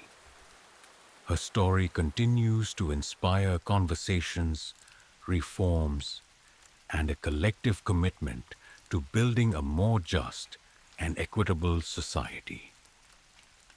While the pain of Sa's loss will never fully fade, her story has become a beacon of hope for countless others. It is a reminder that even in the face of unimaginable tragedy, there is power in community, resilience, and the fight for justice. We can't change what happened to Sa, an activist said at a memorial event, but we can honor her by ensuring that her story sparks the change she deserved. Her light may be gone, but her legacy will guide us forward. Tuza Ong's story has left an indelible mark on society, transcending her tragic death to become a symbol of resilience, justice, and hope for change. While her life was tragically cut short, the ripple effects of her legacy continue to inspire action and reflection in Thailand and beyond. From the courtroom to grassroots movements, Sa's impact is a testament to the power of one life to ignite meaningful reform. For those who knew Sa personally, and for the thousands who followed her on TikTok, she was more than a social media star. She was a beacon of positivity, an example of resilience in the face of adversity, and a reminder that dreams can flourish even in the most challenging circumstances. Sa showed us what it meant to live with joy and determination, her closest friend shared. She faced so many challenges, but she never let them define her. Her strength will always inspire us. Her followers, many of whom saw themselves in her journey, have carried her story forward, using her life as a rallying cry for justice and change. In the wake of Sa's death, her family, friends, and supporters turned their grief into action. They have worked tirelessly to ensure that her legacy brings about lasting change, focusing on key areas such as domestic violence prevention, migrant worker protections, and social justice. Saw's Foundation. Saw's family launched a foundation in her name to provide resources for women at risk of domestic violence. The foundation offers shelters, counseling services, and legal aid, helping survivors rebuild their lives while raising awareness about coercive control and abuse. Advocacy campaigns. Advocacy groups have used SA's story to push for systemic reforms, from educational programs in schools to public awareness campaigns. These efforts aim to prevent similar tragedies and empower individuals to recognize and address abuse. Community involvement. SA's supporters have organized events, fundraisers, and social media campaigns to keep her memory alive. These initiatives have not only honored her legacy, but also united communities in the fight against gender-based violence. Saw's case highlighted significant gaps in Thailand's social and legal systems, sparking calls for reform that have begun to take shape. Domestic violence protections. New legislation has been proposed to expand the legal definition of abuse to include coercive control, ensuring that psychological and emotional forms of violence are recognized and penalized. These changes have been accompanied by increased funding for victim support services, support for migrant workers. SA's story underscored the unique vulnerabilities faced by migrant workers, leading to policy changes aimed at improving their rights and protections. These reforms include access to healthcare, housing, and legal representation, as well as efforts to combat exploitation and abuse. Judicial training. Law enforcement and judicial officials are undergoing specialized training to better understand the dynamics of coercive control and gender-based violence. These programs aim to ensure that future cases are handled with sensitivity and thoroughness. While Saw's story is rooted in Thailand, its impact has reached a global audience. Advocacy groups around the world have used her case as a catalyst for discussions about gender equality, domestic violence, and the intersection of power and privilege. International movements. Saw's story has inspired similar campaigns in other countries, highlighting the universal nature of the issues she faced. Her case has become a touchstone for global efforts to combat violence against women and promote systemic change. Media representation. Documentaries, podcasts, and articles have chronicled SA's life and legacy, ensuring that her story continues to reach new audiences. These narratives have sparked important conversations about societal norms, systemic flaws, and the power of resilience. Cross-cultural solidarity. Saw's case has united people across borders, fostering a sense of shared purpose and determination to create a world where stories like hers are no longer possible. Saw's journey began on social media, and it is through this platform that her legacy continues to thrive. Her followers have transformed her TikTok account into a space of remembrance and advocacy, using her videos to inspire action and keep her memory alive. A digital memorial. Saw's TikTok account has become a digital memorial with followers posting tributes, sharing her story, and reflecting on the lessons she taught them. Her videos, once a source of joy, now serve as a reminder of her indomitable spirit. Amplifying awareness. Social media campaigns such as Justice for Saar and Her Story Lives On have brought attention to the systemic issues her case revealed. These movements have mobilized millions, turning grief into collective action. A platform for change. Influencers, activists, and everyday users have used social media to amplify Essay's story, ensuring that her legacy remains a driving force for change. Through these efforts, her impact continues to grow, reaching new corners of the world. For many, Saar's story is a reminder that even in the face of tragedy, there is hope. Her life, though tragically cut short, has inspired a movement dedicated to creating a better, safer world for future generations. Saar's legacy isn't just about her death, a social activist said. It's about the life she lived, the light she shared, and the change she continues to inspire. Her story has touched hearts and opened eyes. It's up to us to carry it forward.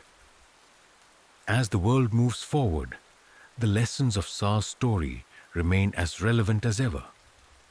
Her death has highlighted the need for systemic change. Her life has inspired countless others to fight for justice, and her legacy continues to serve as a beacon of hope in the struggle against inequality and violence.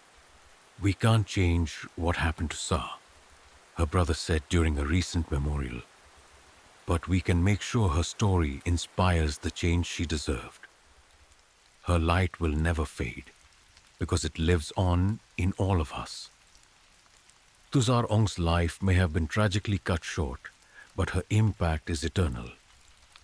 Her story has ignited a movement for justice, inspired reforms, and united communities in the fight for equality and safety. Saar's legacy is a testament to the power of resilience, the strength of community, and the enduring impact of one remarkable life. In the bustling streets of Thailand, where trust and community run deep, one woman harbored a secret so sinister it sent shockwaves through the nation. Amsararat, a seemingly ordinary friend and confidant, was hiding a deadly weapon, a vial of cyanide and an insatiable greed that would make her Thailand's deadliest suspected serial killer. Over the span of 8 years, she allegedly turned trust into betrayal, friendship into fatality, and her victims' lives into her personal profit. Amsararat was the picture of trustworthiness, a loving mother, a devoted partner, and a friend you could count on. Her warm smile and gentle demeanor made her a figure of comfort in her community. But beneath the facade of kindness lurked a cold-blooded predator with a chilling plan. Her victims were often women, drawn into her web through shared struggles and promises of help. They trusted her with their secrets, their money, and ultimately their lives. But Am's kindness came with a deadly price. She allegedly lured her victims into situations where she could strike with precision, leaving no trace of her true intentions, only a trail of heartbreak and loss. She seemed so genuine, a former friend said, her voice trembling. I never thought she could be capable of something so evil. Cyanide, a chemical so potent that even a tiny dose can cause death within minutes, became Am's weapon of choice. Odorless and tasteless, it is the perfect tool for a killer with no conscience. Forensic experts would later reveal that traces of cyanide were found in the remains of several victims, each poisoned in carefully orchestrated attacks. Am allegedly carried the poison in her bag, a small vial hidden among everyday items. To her victims, She was just a friend sharing a meal, a drink, or a gift. But those moments of camaraderie became their final memories. It's terrifying, a forensic investigator said. Cyanide doesn't just kill, it destroys lives in seconds. The fact that she used it so effortlessly speaks volumes about her coldness. The chilling saga began in 2015, when Am's first known victim, a close acquaintance, died suddenly after a casual outing. At the time, the death was ruled as natural causes, an unfortunate tragedy that left loved ones reeling. But looking back, investigators now believe this was the start of Am's sinister spree. Am allegedly targeted her victims for their money.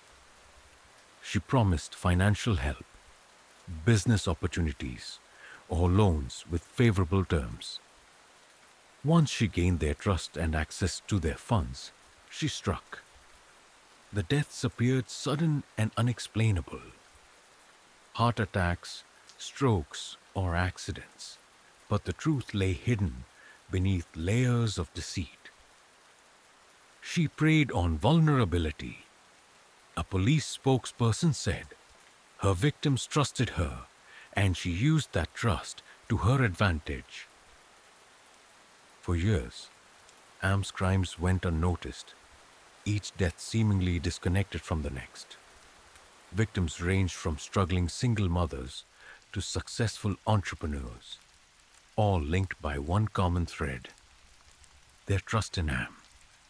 Among the most heartbreaking cases was that of a young mother who confided in Am during a financial crisis, only to lose her life after a shared meal. What made Am's actions even more sinister was her ability to blend into the lives of her victims. She attended their funerals, consoled their grieving families, and even offered financial help to cover burial costs, funded by the money she had stolen from her victims. She cried with us, one victim's relative recounted. We thought she was mourning too. Now I realize it was all a show. Am's reign of terror might have continued indefinitely if not for a critical mistake. In early 2023, a 53-year-old woman named Siri Pond collapsed during a religious ceremony minutes after consuming a meal with Am. Siri Pond's family, suspicious of the suddenness of her death, pushed for an autopsy. The results were shocking. High levels of cyanide were found in her system. This revelation opened the floodgates.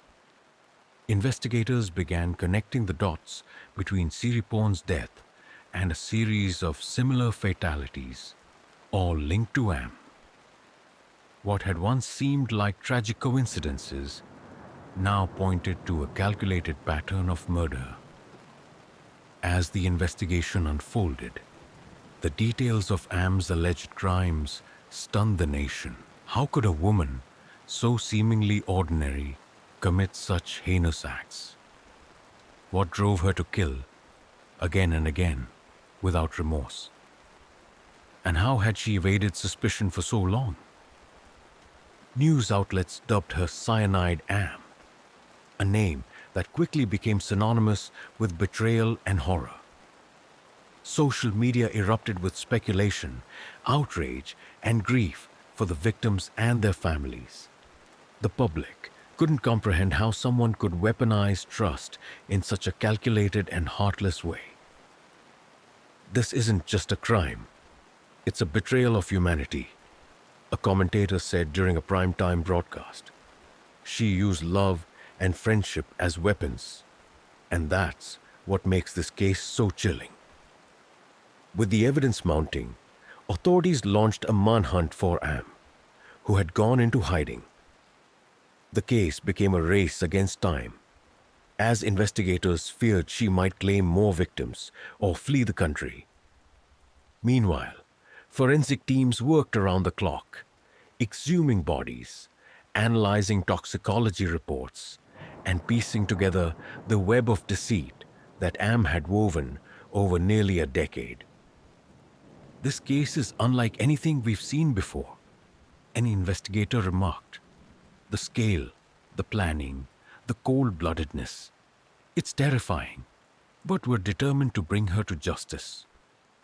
The race to uncover the truth behind Cyanide Am's deadly spree began with a single death, but soon spiraled into a case that shook Thailand to its core. As investigators delved deeper into her past, a horrifying pattern emerged, one that exposed a trail of betrayal, greed, and carefully concealed murders. What began as suspicions quickly turned into a web of undeniable evidence that pointed directly to Amsararat. Siripon's sudden death during a religious ceremony was the catalyst that brought Am's sinister actions to light. Her family, unwilling to accept the vague explanation of natural causes, pushed for an autopsy, a decision that would unravel Am's carefully constructed facade. Forensic toxicologists detected high levels of cyanide in Siripon's bloodstream. The finding was both shocking and undeniable. Siripon had been poisoned. The discovery prompted investigators to revisit the circumstances of her death, including her connection to Am.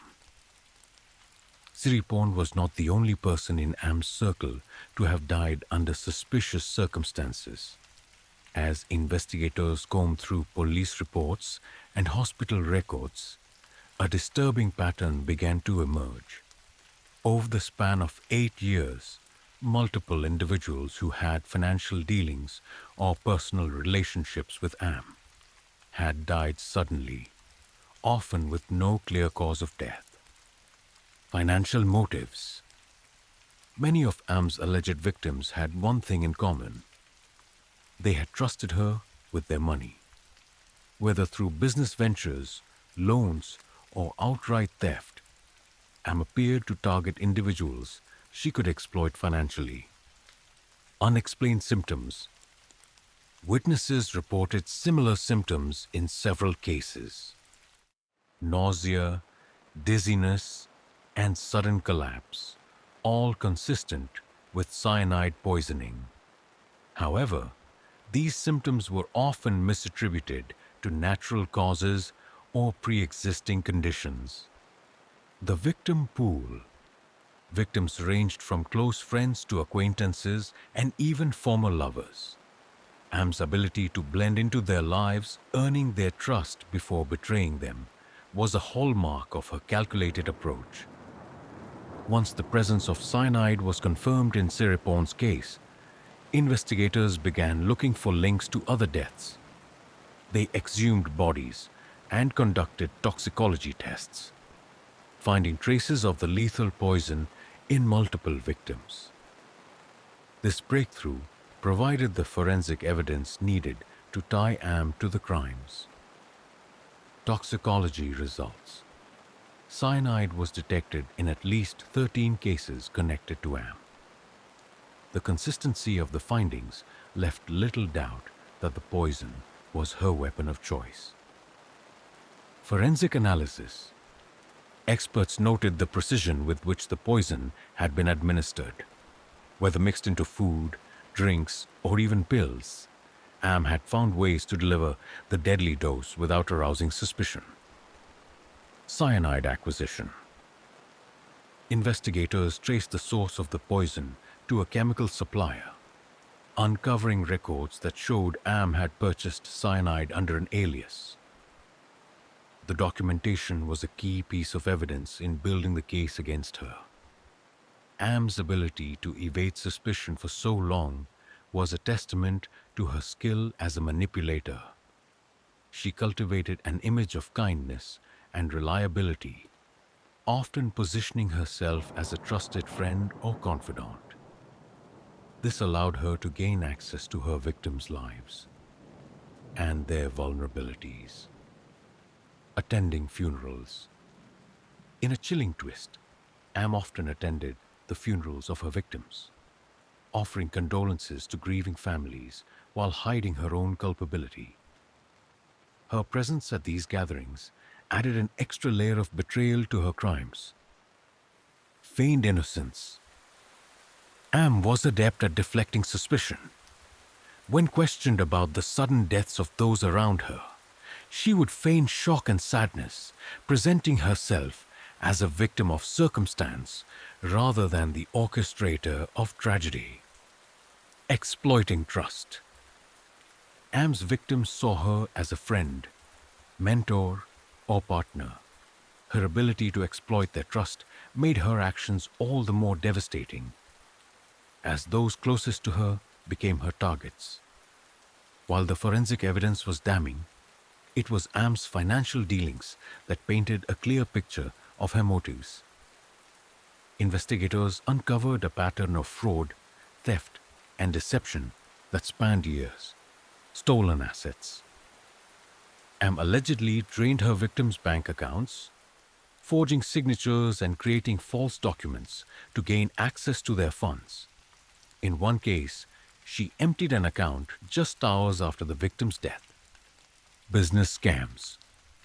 Promising lucrative returns on investments, Am convinced her victims to hand over large sums of money. These schemes often ended with the victims' deaths, allowing Am to pocket the proceeds without facing questions. Lavish lifestyle.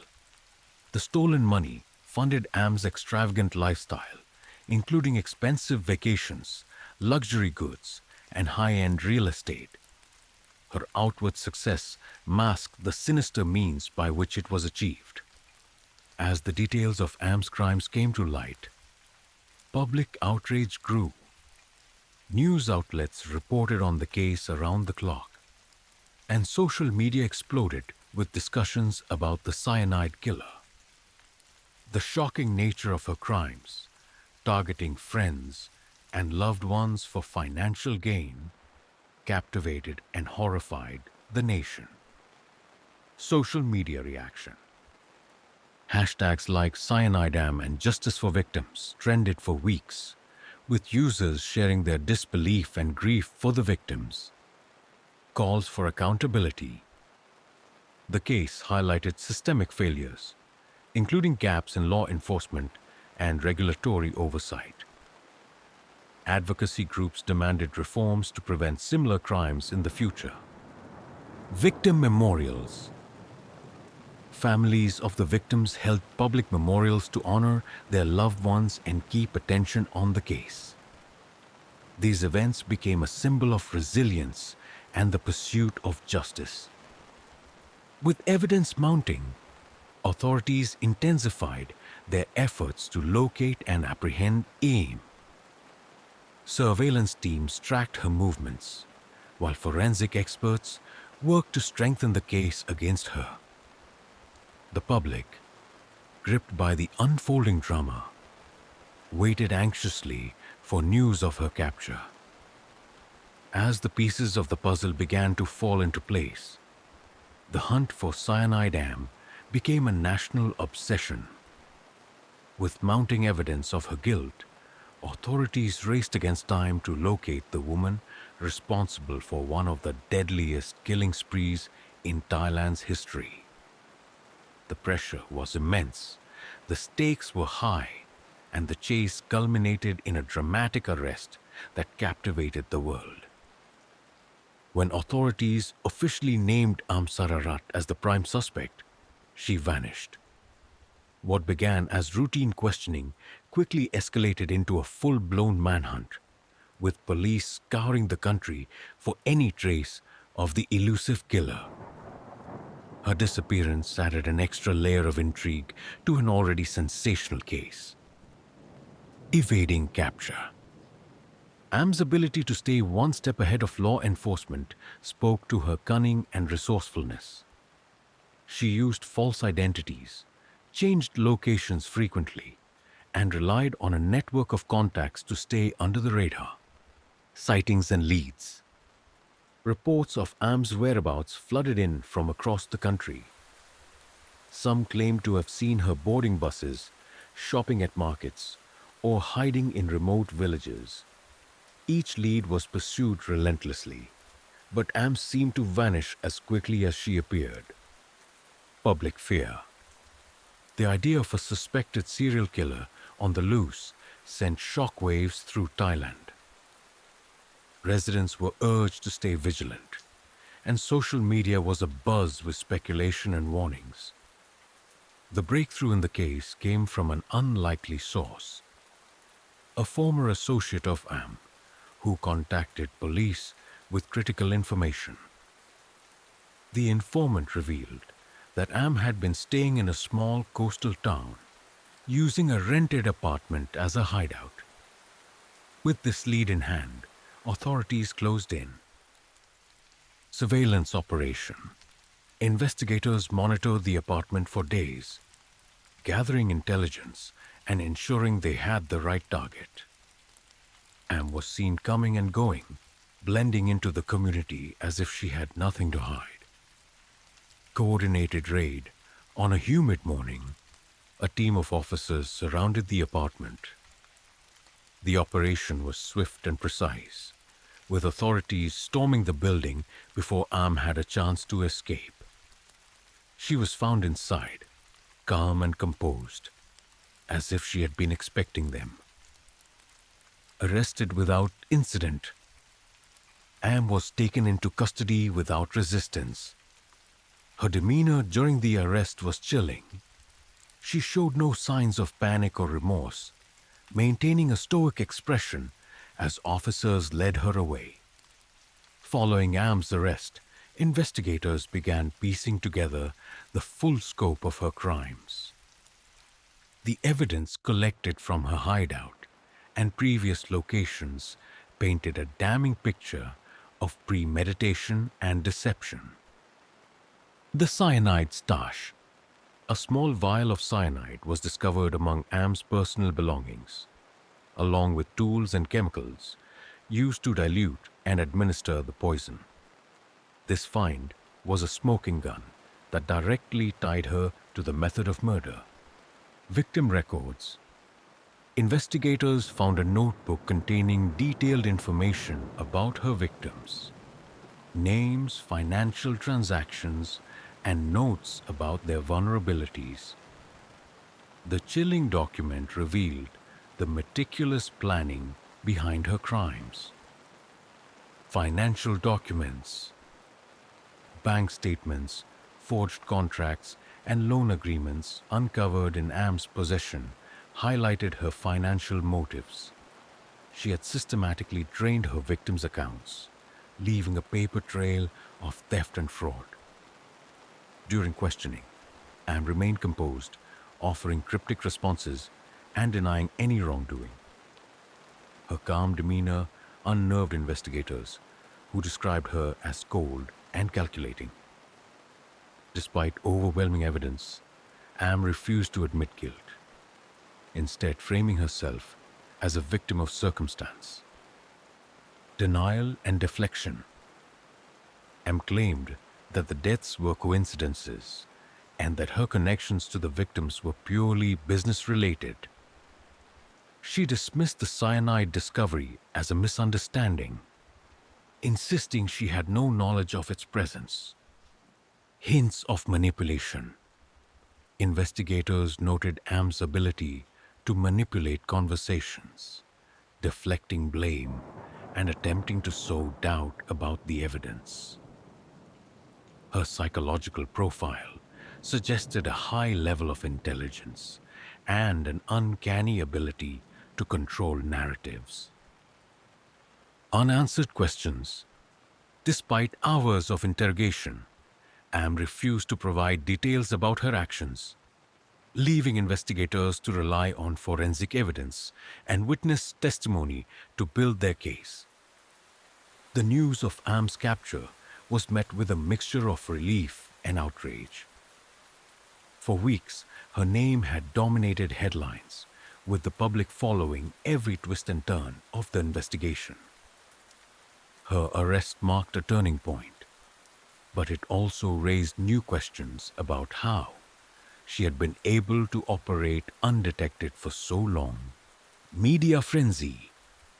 News outlets covered the arrest extensively, broadcasting images of Am in handcuffs and analyzing every detail of the operation.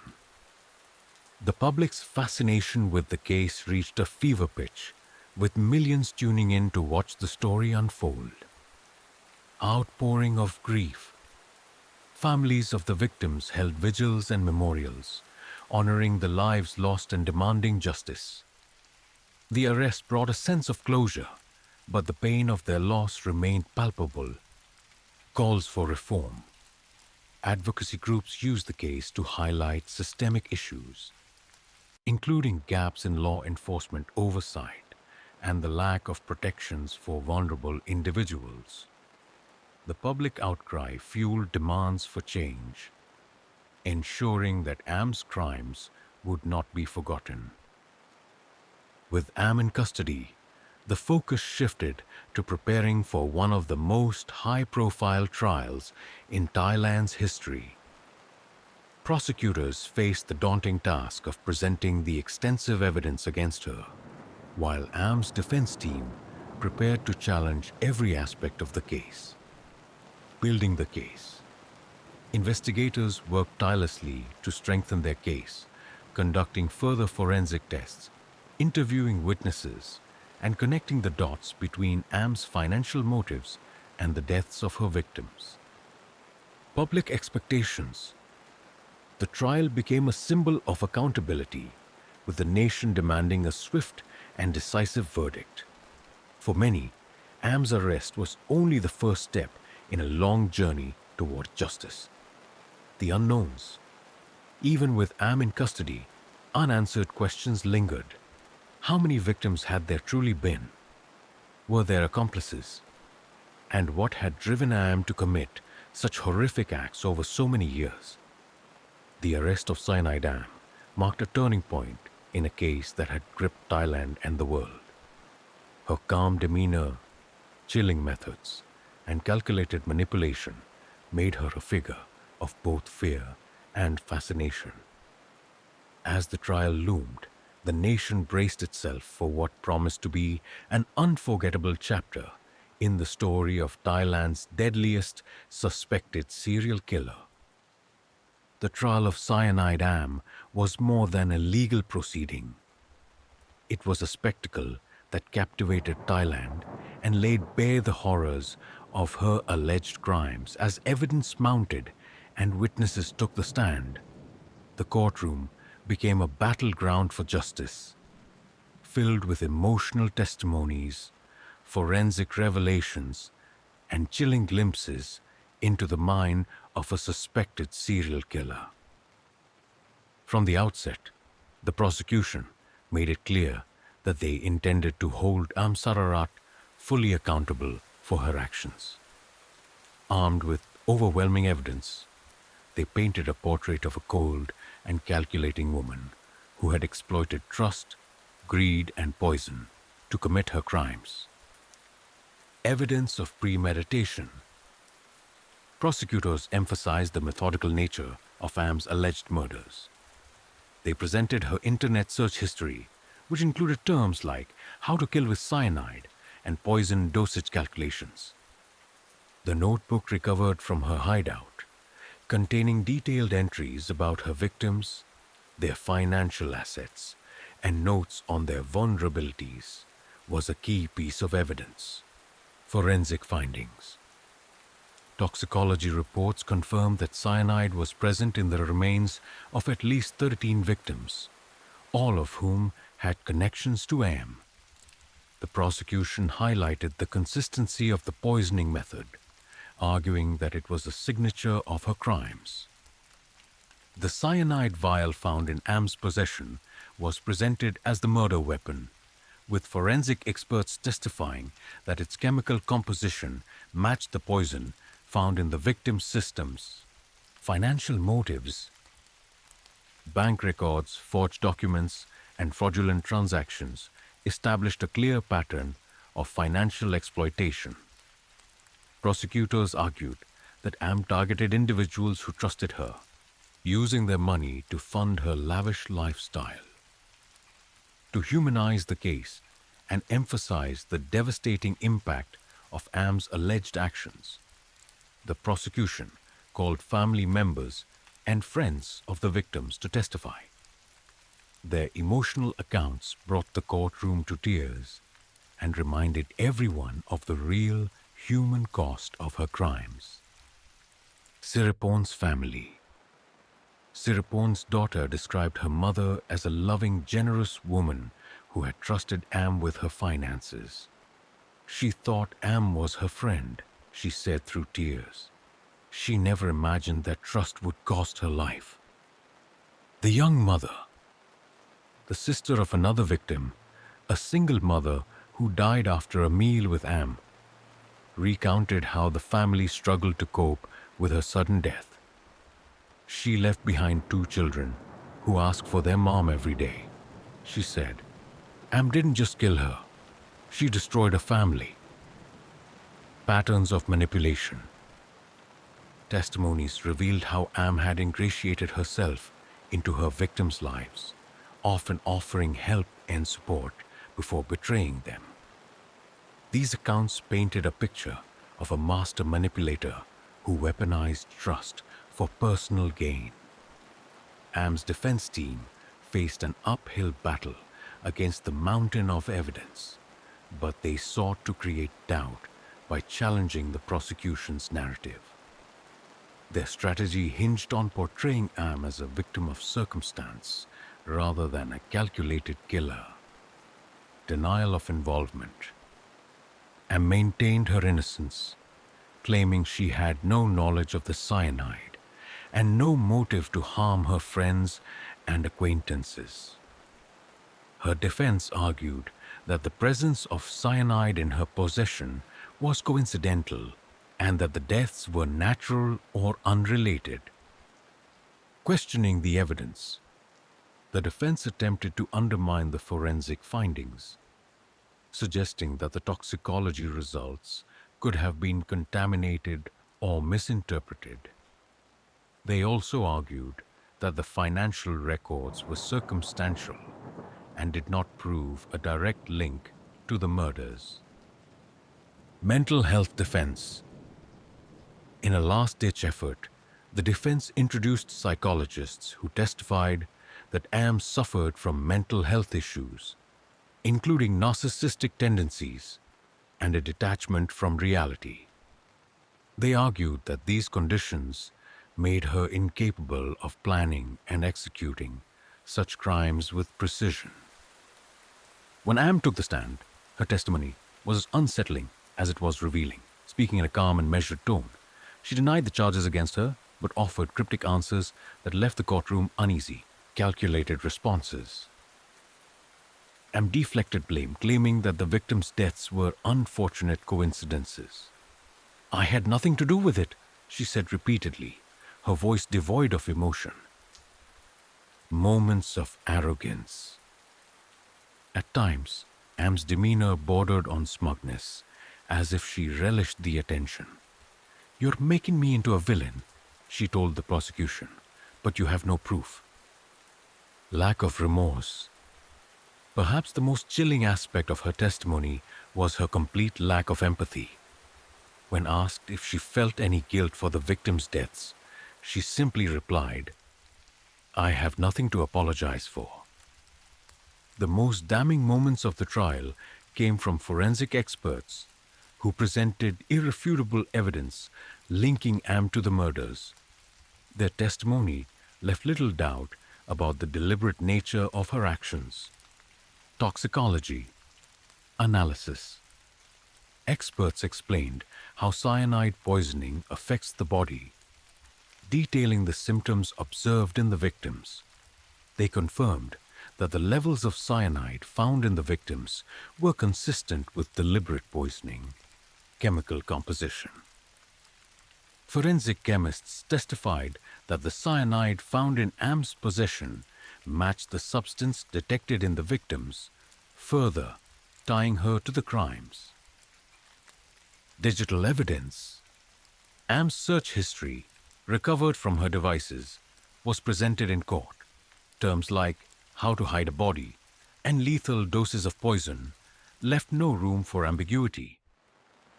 After weeks of testimony and evidence, the jury delivered a unanimous verdict: guilty.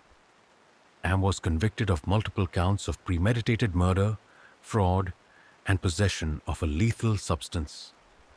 The judge sentenced her to life imprisonment without the possibility of parole. Describing her crimes as a betrayal of trust on an unimaginable scale, the courtroom erupted in emotion. Relief from the victims' families, outrage from Am's remaining supporters, and a sense of closure for a nation that had followed the case with bated breath. Public outcry. The case reignited calls for reforms in law enforcement, forensic investigations, and financial regulation. Many questioned how Am had been able to operate undetected for so long. Advocacy movements. Advocacy groups used the case to raise awareness about coercive control, financial exploitation, and the vulnerabilities of women in abusive or manipulative relationships. Memorials for victims. Public memorials were held across the country, honoring the lives lost and emphasizing the need for systemic change to prevent similar tragedies. The trial of Cyanide Am was more than a legal battle. It was a societal reckoning. Her crimes exposed flaws in systems meant to protect the vulnerable and highlighted the dark side of trust and manipulation. As the nation reflected on the lessons of the case, one thing was clear: the fight for justice and accountability must continue. Amsararat's heinous actions left a scar on Thailand that extended far beyond the courtroom. Her crimes exposed vulnerabilities in the nation's legal, financial, and social systems, sparking a wave of public outrage and demands for change. The aftermath of her conviction became a rallying cry for reform, with her victims' stories serving as both a cautionary tale and a call to action. The Cyanide Am case revealed significant gaps in Thailand's investigative and regulatory frameworks, prompting questions about how a single individual could carry out such a prolonged killing spree without detection. The public and policymakers alike called for urgent reforms, improved investigative practices. Critics pointed to the lack of coordination between police departments, which allowed Am's pattern of crimes to go unnoticed for years. In response, law enforcement agencies committed to creating a centralized database for tracking suspicious deaths and cross-referencing cases with shared elements, such as cause of death or financial ties. Enhanced training. Forensic and investigative training programs were expanded to equip officers with the skills needed to detect subtle signs of foul play, particularly in cases involving poison or financial exploitation. Accountability measures. Public pressure led to internal reviews within law enforcement agencies, with several high-ranking officials facing scrutiny for their failure to connect the dots earlier in the investigation. Am's crimes highlighted the ease with which she manipulated financial systems to exploit her victims, raising concerns about fraud prevention and consumer protections. Tightening regulations. Financial institutions introduced stricter monitoring of large transactions, loan agreements, and account activities to identify and flag suspicious patterns. These measures aim to prevent individuals like Am from draining victims' accounts without oversight. Consumer education. Banks and advocacy groups launched educational campaigns to help the public recognize red flags in financial dealings, such as coercion, sudden changes in account activity, or pressure to sign documents without understanding their implications. Fraud prevention initiatives. New policies were implemented to improve the verification of signatures, identity documents, and financial agreements, ensuring that forgery and theft would be more difficult to execute. Vulnerabilities of women in Am's case brought to light the particular vulnerabilities faced by women in Thailand, especially those navigating financial hardships or strained personal relationships.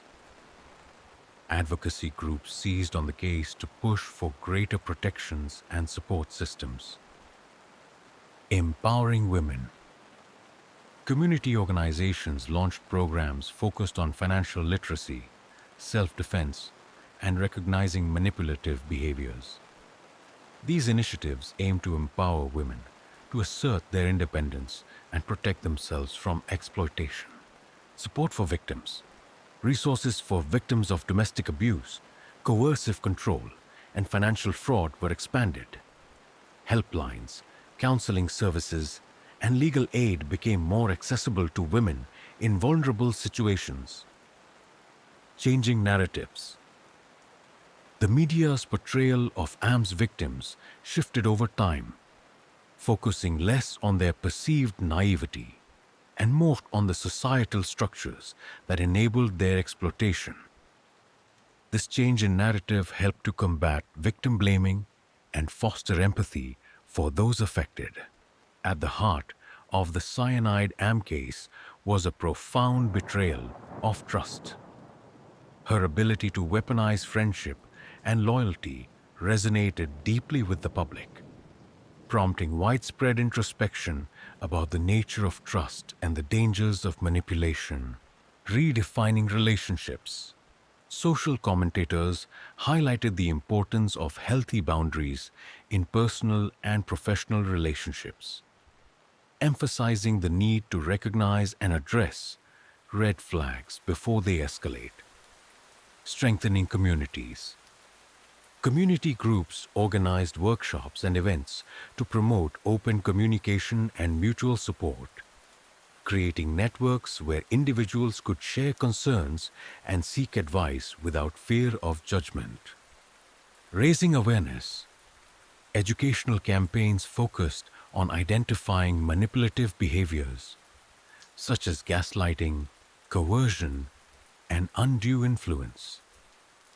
These efforts aim to equip individuals with the tools to protect themselves and their loved ones from similar exploitation. The media's extensive coverage of the cyanide Am case played a crucial role in shaping public perception and sparking widespread discourse.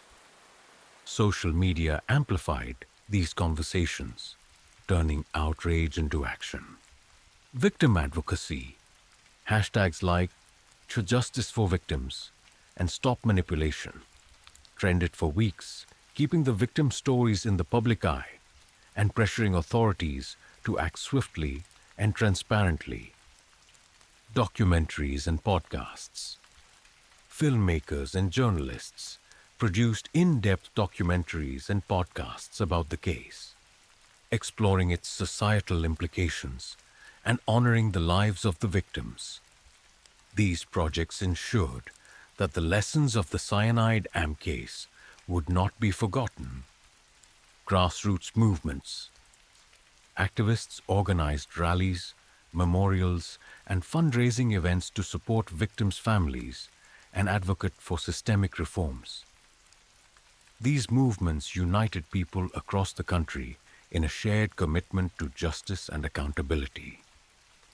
As the nation grappled with the enormity of Am's crimes, efforts to honor the victims took center stage.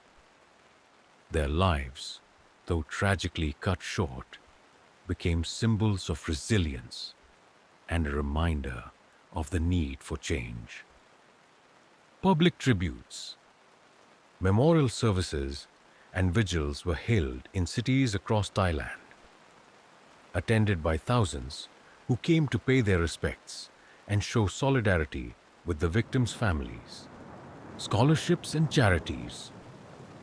In memory of the victims, Scholarships were established to support the education of underprivileged children, while charities focused on preventing domestic violence and financial exploitation received increased funding. Art and storytelling. Artists and writers created works inspired by the victims' stories, ensuring that their lives and legacies would continue to inspire and educate future generations. While the cyanide am case was one of heartbreak and betrayal, it also served as a catalyst for meaningful change.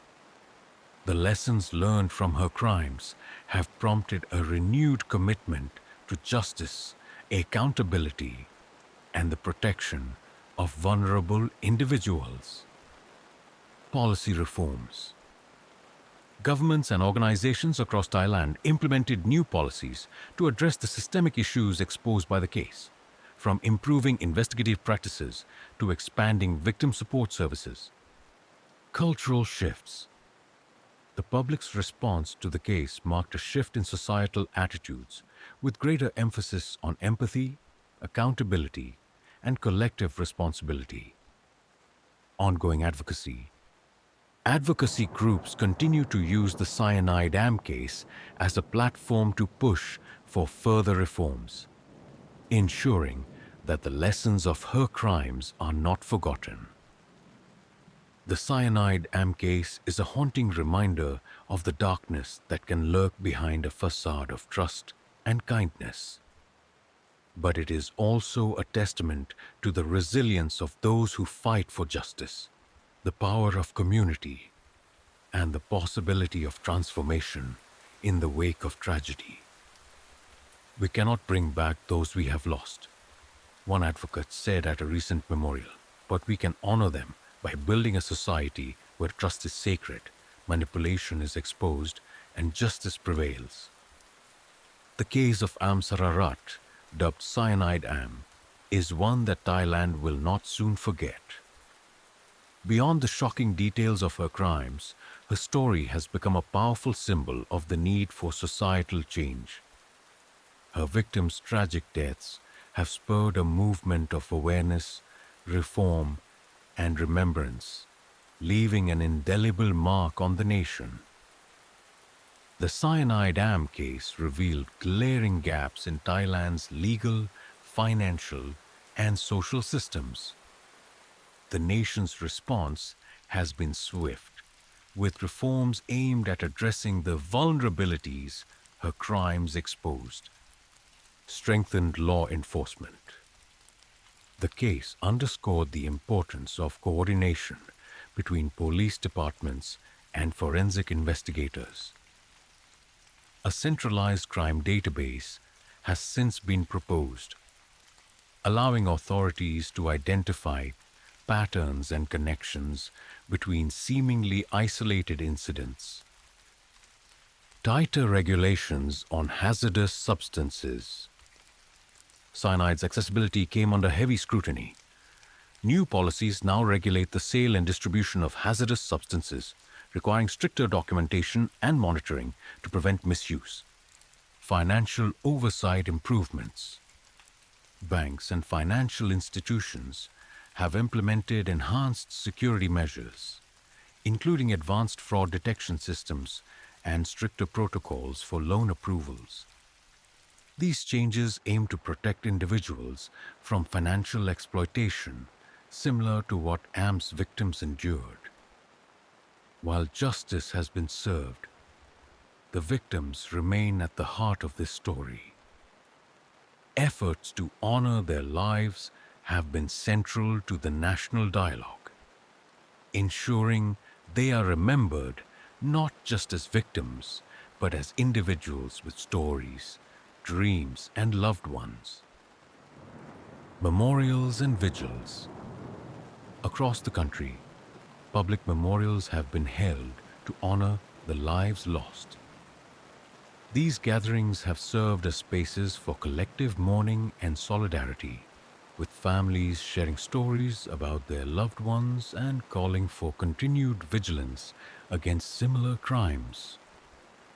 Victim support Initiatives. Foundations have been established in the victims' names to support families dealing with loss and trauma. These organizations provide financial assistance, counseling, and legal aid, ensuring that those left behind receive the help they need to heal. Community empowerment. Advocacy groups have used the victim stories to inspire action, encouraging communities to remain vigilant and to support one another in identifying and addressing signs of manipulation and abuse. The cyanide dam case also triggered a deeper cultural reflection on the nature of trust, manipulation, and systemic power dynamics. It highlighted the ways in which societal norms can enable exploitation and underscored the importance of fostering a culture of accountability. Redefining trust. Conversations about the case have emphasized the need to balance trust with caution. Educational campaigns now teach individuals how to recognize red flags in relationships and financial dealings, empowering them to protect themselves and their loved ones. Confronting gender inequality. AM's victims were predominantly women, many of whom faced vulnerabilities tied to economic and social inequality.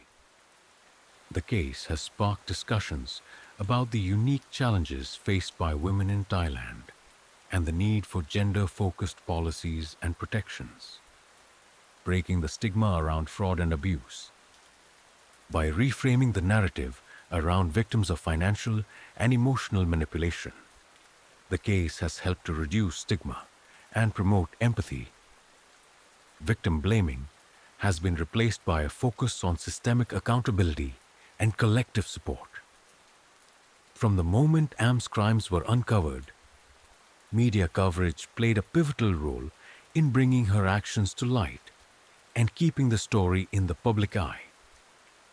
This coverage, while often sensational, also had a profound impact on public awareness and advocacy. Informing the public, detailed reporting on the investigation and trial educated the public about the mechanisms of AM's crimes, fostering a better understanding of coercion, manipulation, and systemic vulnerabilities. Driving advocacy. Social media campaigns and documentaries about the case mobilized grassroots movements, turning public outrage into tangible actions for reform. Ensuring transparency. Media scrutiny helped to ensure that the investigation and trial were conducted with transparency and integrity, holding authorities accountable at every step of the process. For the families of AM's victims, the journey toward justice has been painful but transformative. They have become advocates, using their personal loss to push for systemic change and to ensure that no other family endures what they have. Voices of change. Families have spoken at public events, memorials, and forums, sharing their experiences and calling for continued reforms. Their courage has inspired others to come forward with their own stories of exploitation and abuse. Legacy building. Through scholarships, charities, and advocacy work, the victims' families have created lasting legacies for their loved ones, turning tragedy into a force for good. Support networks. Families have banded together to form support groups, providing emotional and practical assistance to one another as they navigate the aftermath of their loss. While the cyanide AM case is rooted in Thailand, its impact has reached far beyond the nation's borders. It has sparked international conversations about similar crimes, the misuse of trust, and the importance of systemic vigilance. Comparisons to other cases. AM's crimes have drawn comparisons to other infamous serial killers. prompting discussions about the psychological and societal factors that enable such individuals to operate undetected. International advocacy. Global advocacy groups have used the case to highlight issues such as gender-based violence, financial fraud, and the need for international cooperation in regulating hazardous substances. Cross-border reforms. Countries with similar vulnerabilities have begun examining their own systems in light of the cyanide dam case, implementing reforms to prevent similar tragedies. The story of cyanide dam is one that will continue to be told for years to come. It is a story of betrayal and loss, but also one of resilience, reform, and hope. As Thailand moves forward, the lessons of this case will serve as a constant reminder of the importance of vigilance, accountability, and compassion. Educational curricula. Schools and universities are incorporating the case into their curricula as a way to teach students about ethics, law, and the complexities of human behavior. Cultural reflection. Artists, writers, and filmmakers have used the case as inspiration, creating works that explore its themes and ensure that its lessons are never forgotten. Ongoing advocacy. Advocacy groups continue to push for reforms inspired by the case, from expanding victim protections to improving forensic capabilities and regulatory oversight. The cyanide dam case is a chilling reminder of the darkness that can lurk behind a facade of trust. But it is also a testament to the power of justice, community, and the human spirit. Through the pain of loss and the pursuit of accountability, Thailand has shown that even in the face of unimaginable betrayal, resilience and hope can prevail. This isn't just a story about crime, one advocate said. It's a story about change, about turning tragedy into progress, and about honoring those we've lost by building a better future. Tuzar Ong's crimes may be behind bars, but her victim's legacy lives on. Their stories have sparked a movement, ensuring that their voices will echo for generations to come.